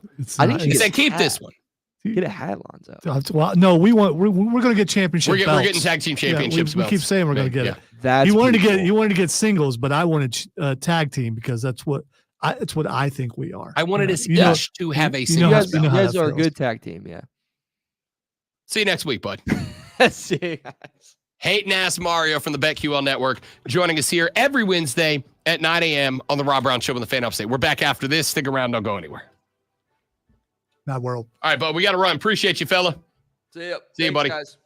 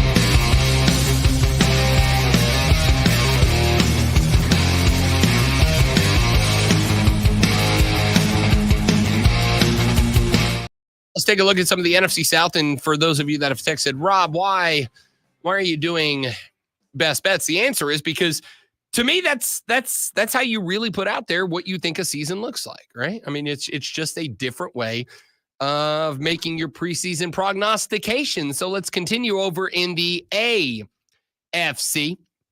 And the first one, and one that they love. And we talk about fading trends, right? That is to say, Vegas loves to try to get a bunch of people going one direction. Here's one. New York Jets over 9.5 wins. All right. They drafted help across the offensive line, an offensive line that had problems last year. They added a handful of free agents, all of which was set up to protect Aaron Rodgers. They got Mike Williams at wide receiver. We know they've got some very good talent across the back end of the defense. Really, the only question is, what's that front seven look like? What's that front seven do for the New York Jets? Lonzo, you're a big on Aaron Rodgers and the Jets this year. I'll let you get it started. Jets 9.5 wins, over under. Over. I'm looking at who they're playing right now. Of course, they got to play the Patriots twice a year. That's two. They play the Broncos. That's one. I'm still looking to see who all they play. They're at Tennessee to open. They're at San Francisco to open, but then they're at Tennessee in week 2. So I say 1-1 out of the gate. Then they got New England, Denver. They should be 3-1 to open. Question is, are there 7 more in the back half? Well, they don't have a bye week until week 12. They also played the Cardinals. They also play the Seahawks. And if Aaron Rodgers stays healthy, they should win those games. Rams is a toss-up. Dolphins, they probably should lose. Jaguars, I think they can beat the Jaguars. Bills, we don't know. I know we don't know. I agree. Because of their receiving core. What are they going to do? I think this is going to be really a proving year for Josh Allen. So I think the Jets have a shot at going over. I actually agree with you. I actually agree with you entirely. Do I think that the Jets are as good as they're made out to be? Not really. And this is one of those spots where I'm having a hard time actually pulling the trigger on it because, again, it feels like a fade. It feels like like a vast majority of the money is coming in on the over here. But I do think the schedule sets up nice. They do have a handful of primetime games. In fact, 2 of the first 3 weeks of the season, the Jets are in. 2 of the first 3 weeks of the season, the Jets are in prime time. They open week 1 in prime time on Monday Night Football on the road at San Francisco. Week 3, they are on Thursday night, Amazon Prime Football at 8:15 against the Patriots. They've got 1, 2, 3, 4, 5 more so far scheduled, 5 more primetime games throughout the season after that. I do wonder if this number is a little influenced by the public, though, right? Like I do wonder if we're keeping it a buck, if this isn't a bit of a number that is because of the amount of attention. Is it 9.5 instead of 8.5? Because the expectations are set so far with Aaron Rodgers. But I will, as much as I want to say I'd fade here, I will go over the 9.5 with you. There's too much talent there.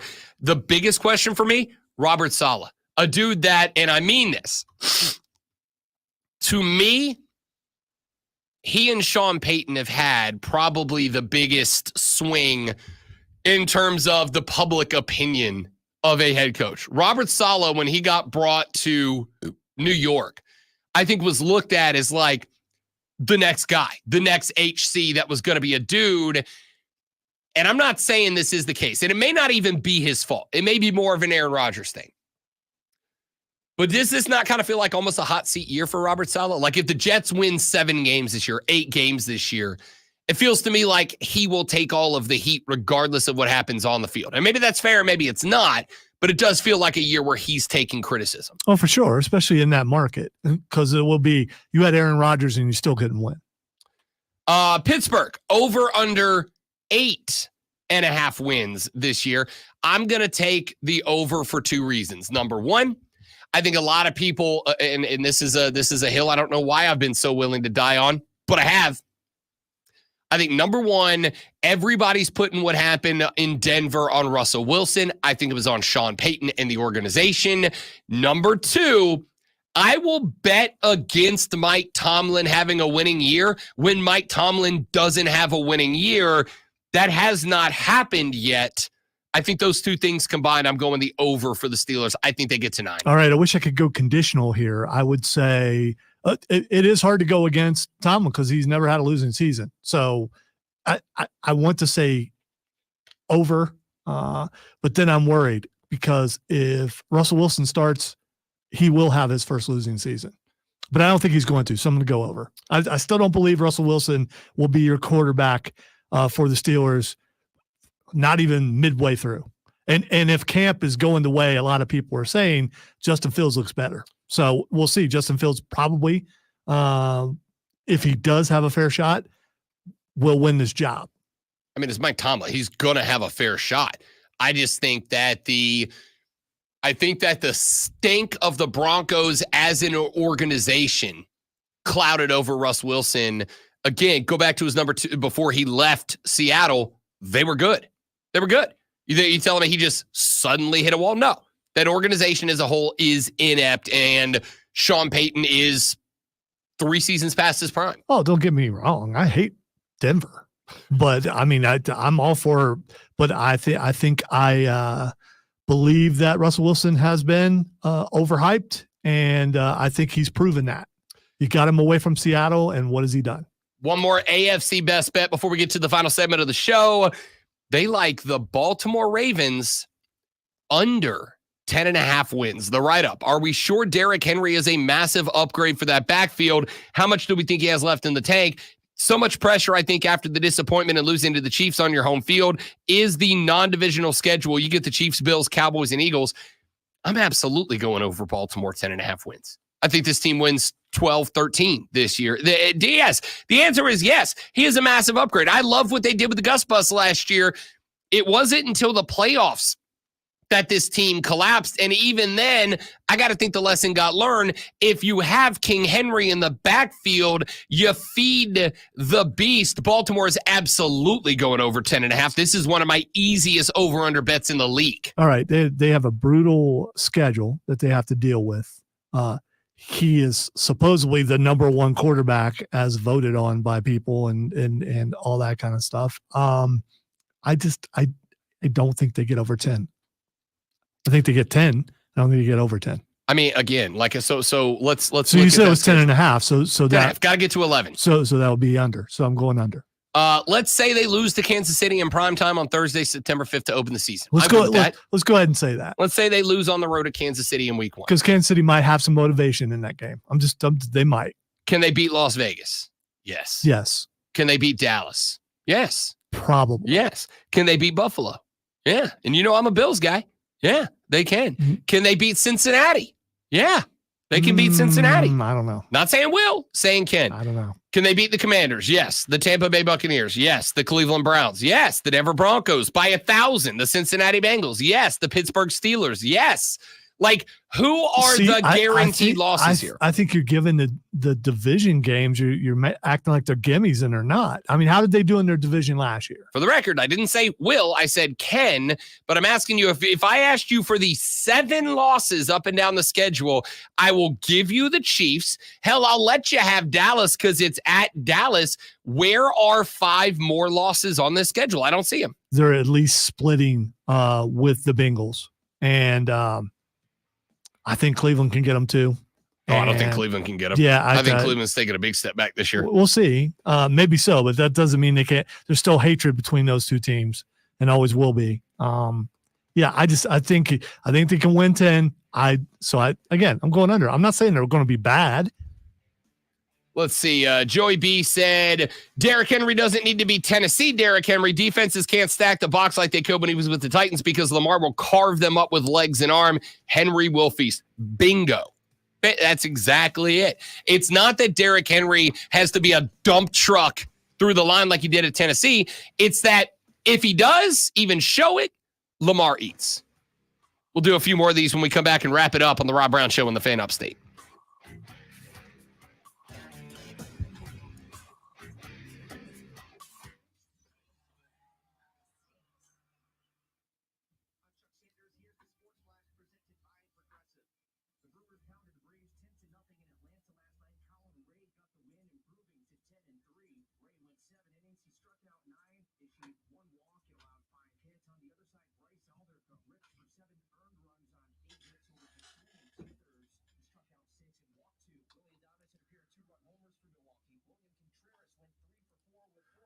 Baltimore to me will always be a good team, but never a great team. And that's, I mean, same thing with Buffalo. I think either or both of those teams could have multiple Super Bowls if Patrick Mahomes didn't exist.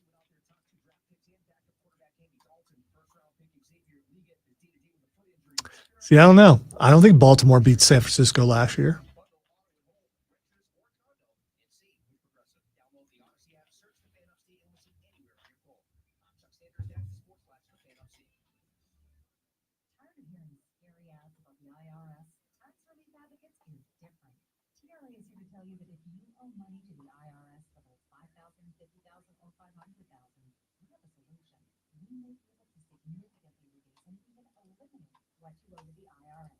Taxpayers should know huge savings are now being made available through the Fresh Start program that can drastically reduce the amount you will owe if you qualify. Even if you haven't filed your taxes in years or are facing late liens, levies, or under audit, you can help. We've earned over 1,000 5-star reviews on Google. God, now my jaw hurts. What is happening to me? You feel like I'm like dude, you go back and watch the video. You were yelling. I mean, you haven't yelled like that in a long time in this room. Physical. This is like no. I mean, your mouth was wider than it has been in a while, so that could have done something. This isn't like an RPG where like you look up and you notice your life bar is just dropping and you don't know why. Like it's that.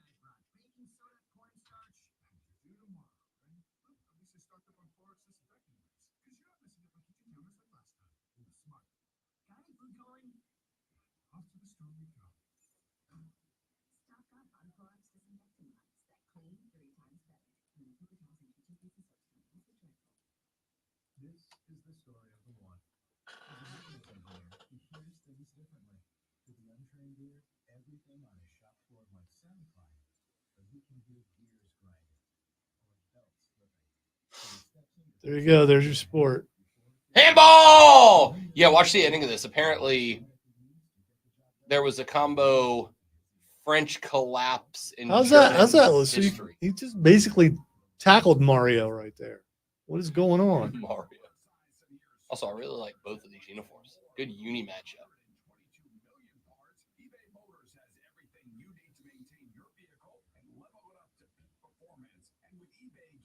I mean, rule-wise, what is the level that you're allowed to hold on to someone?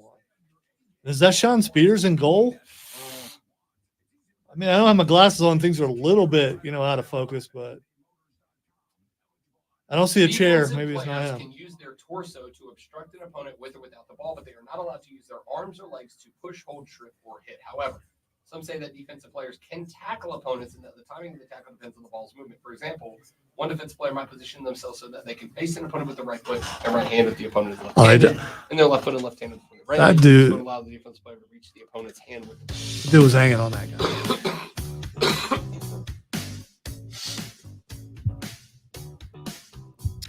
I wasn't going to get into this because I didn't want to end the show in a bad mood, but I have to.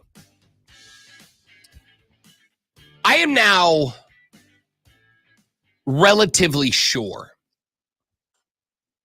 that the Braves have to move on from Brian Snitker. It just has to be done. Okay?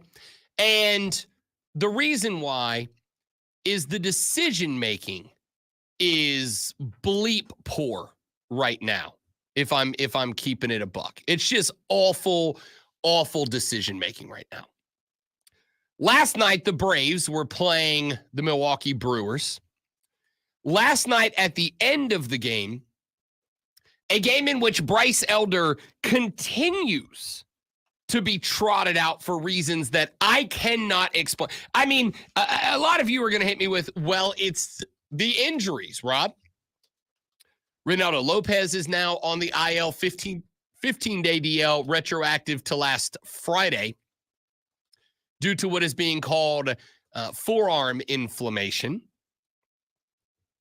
But I'll never understand. Like, go bring up one of your prospects and just turn them loose and see what happens, right? Like, the expectations aren't there. Bryce Elder, 3.2 innings pitched, 8 hits, 7 earned runs. It's just not good. The Braves, as they entered the, 8th inning? The Braves were down 10-0 to the Brewers. The Braves at that point had managed like 4 hits, 5 hits. I don't know. I tuned out about inning number 7, okay? Because we sucked. And I'm not going to sit there and skip watching replays of the Olympics to watch the Braves suck. I'm just not going to do it. And Joe Jimenez gets plugged into the game. Now, I understand you're having to work a de facto bullpen game at this point because Bryce Elder got his ass kicked again. Got brought in again for reasons I can't understand. But explain to me why in a game you're down 10 and your offense can't hit the ball. Explain to me why the one thing that has kept you alive this year, which is back-end pitching, explain to me why you're burning up one of the few throwers that you have that has been productive this year in a game you're down 10 and can't score. Forget the fact that the Braves have now gone 24 consecutive innings without scoring a run. Forget the fact that Matt Olson, who, for the record, did have 2 hits and a 2-for-4 night last night. Explain to me how in a game in which Matt Olson is swinging at a pitch that hit him. Listen to those words again. Matt Olson took a swing at a pitch that hit him. That's your guy. Did it like Kareem off the Nope. bat? It was coming at his body. Okay. And he swung at it. That's not good. No, because, he's not a little leaguer. Did he lose his footing? Nope. And his, okay. I mean, yes, because he was swinging at a pitch that was hitting I him. meant, did he stumble into the ball? Nope. Oh, okay. All right. Nope, he just swung at a pitch that hit him. All right? It's real bad. It's real bad. 24 consecutive innings the Braves have not scored now. Now, that's not the worst. The Chicago White Sox just lost 21 consecutive games. They did end the losing streak last night, but 21 consecutive games. I don't know what to say. Brian Snitker's lost. I saw somebody write on Twitter last night, you guys wonder why Snit spent 40 years as a as a minor league manager? This is why. This is why. Somebody explain to me why, down 10, game's over, you decide that you're going to plug in one of the few arms you've had that has been successful this year. Well, I want to say that. Pitching's the only reason the Braves are where they are, which is not what you want out of a team with the offensive firepower that they have. But explain to me why it is that Joe Jimenez gets plugged into that game and not saved in case you somehow find a way to make tonight's contest competitive. Because I got nothing, dude. I've got nothing right now. I'm very sorry.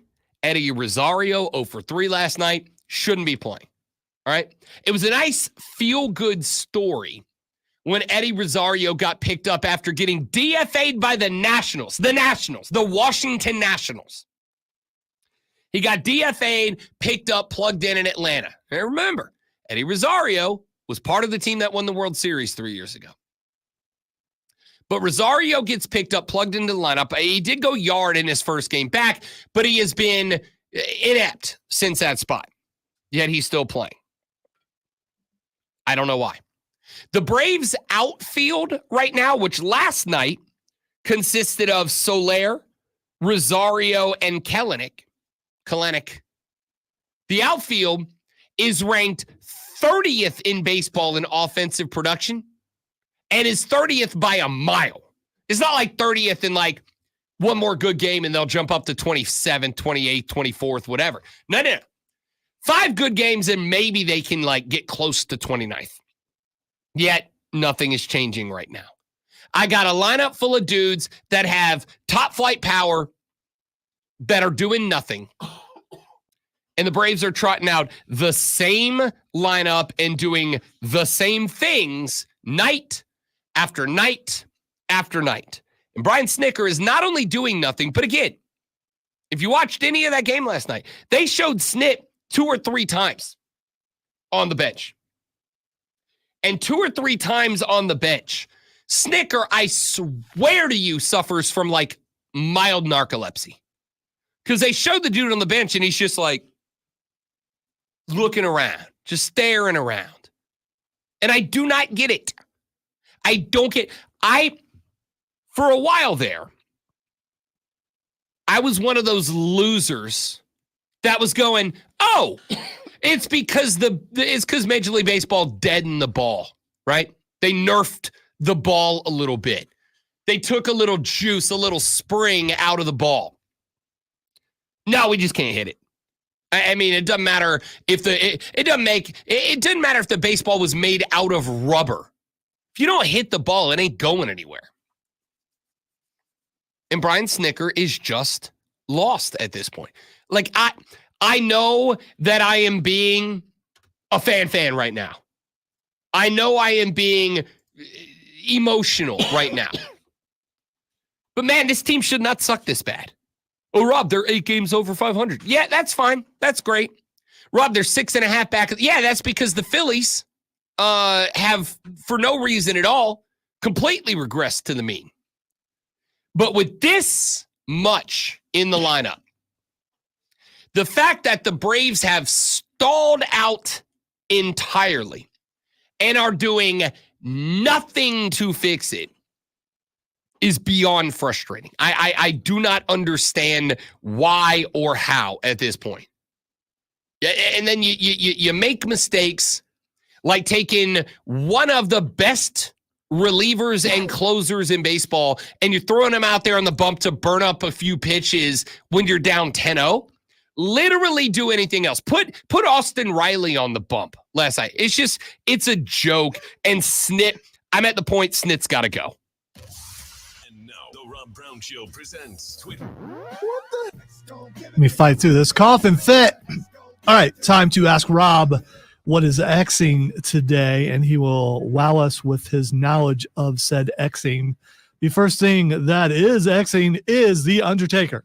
The Undertaker, I don't know if this is why, but there's apparently a group of dudes up in New York City that every now and then they perform what they call Subway Mania, where a bunch of dudes all dress up as professional wrestlers and they get onto a subway train and they have wrestling matches on said subway train.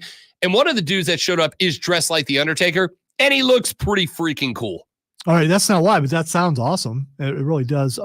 He was on Logan Paul's podcast, and he's making it sound like he wants to come back. No, thank you. Yeah, he does not need to do that. No, thank you. I think last year's WrestleMania or this year's WrestleMania, him being it was a shocker. Yep. And it was really good. And I think it's cool for him to come back for like a moment now and then because he is still The Undertaker. But no, I do not need you to get back into the ring, bro. Plus, he's lost a lot of his mystique because of all the talking. Yeah. And so, yeah, I think a large part of what made The Undertaker was one of the last bros that lived kayfabe. You never saw him or heard him outside of a ring. He lived that kayfabe life, and now he doesn't. He's doing like stand-up comedy shows and showing up on everybody's podcast. And that's all well and good because he's not a wrestler anymore. So I'm fine to hear Mark Calloway go talk. I'm all in for that. I do feel bad for anyone who's never been in an arena and heard. I mean, there's just something about, because that gong, I don't know if it's the level, the bass, or what. No, what I'm talking about is how it goes through you when you're in the arena when it does it. For sure. Last week when we saw Blink 182, because they're 100, so am I, shut up. They came out to the stage to The Undertaker's music. It was incredible. All right, the next thing that's Xing is Blake Corum. Blake Corum. I don't know if this is why he's trending, but Blake Corum is now one of the most bet on players to win NFL Rookie of the Year and Offensive Player of the Year because the dude is a machine. Well, it's coming out in a lot of different places that he basically was ineligible last year. Do what now? For Michigan. I'm surprised you haven't seen it. I've seen it on a bunch of different things. Really? Yes, and he basically admits it himself. Why? I don't know why the context. Let's see. Going around on Twitter, I'm going to cheat and look this up. Apparently, according to some people, he had an LLC with an assistant that would have made him ineligible. Now, there are Michigan reporters right now saying that that LLC was opened in his name, but without his knowledge. Now I know what I'm doing after the show's over. It sounds a lot like could you imagine Jim Harbaugh saying he had no knowledge. Could you imagine if the cheating scandal does nothing, but Michigan had to vacate their title because their running back had an LLC? Yeah, I can imagine that. And finally, the last thing that's seen is Joe Hendry. Obviously, Joe Hendry is trending because we all believe in Joe Hendry. Well, you need to watch NXT from last night. Oh, I will. I'm finishing up Raw after the show today because I did not get a chance, although I cannot wait for the Penn State wrestling team versus Slipknot. Yes. But you need to watch NXT just to hear the crowd. It's growing in NXT. Dude, it's growing everywhere. Yeah. My fiance, who watches wrestling like once a month because it's on, she last night was like, this guy's fun. I'm like, yeah, it's Joe Hendry. You better believe he's fun for sure. Hey, that's it for us. Going home. Probably going to sleep for like 20 of the next 24 hours. And then we'll see you back here tomorrow to do it all over again, but better. I'm Rob Hees-Lonzo. Thanks for listening to the Rob Brown Show in the Fan Upstate. Later. I really don't give a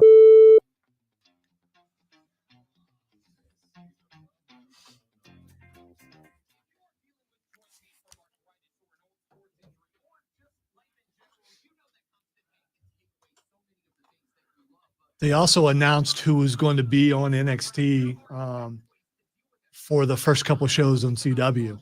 Is it Joe Hendry? Well, yeah. I mean, he's on both shows now Yeah. going forward.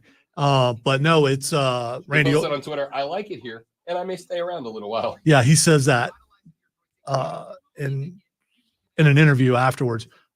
Randy Orton's going to be on there, and so is CM Punk. Interesting. In separate weeks. So I I think Randy Orton is a bigger surprise than CM Punk on the Okay. NXT because CM Punk spends a lot of time down there, supposedly. All right, dudes and dudettes, that's it. Thanks for hanging out with us. We hope you have a lovely rest of your day, and we'll see you all back here tomorrow. Take care of yourselves. Goodbye.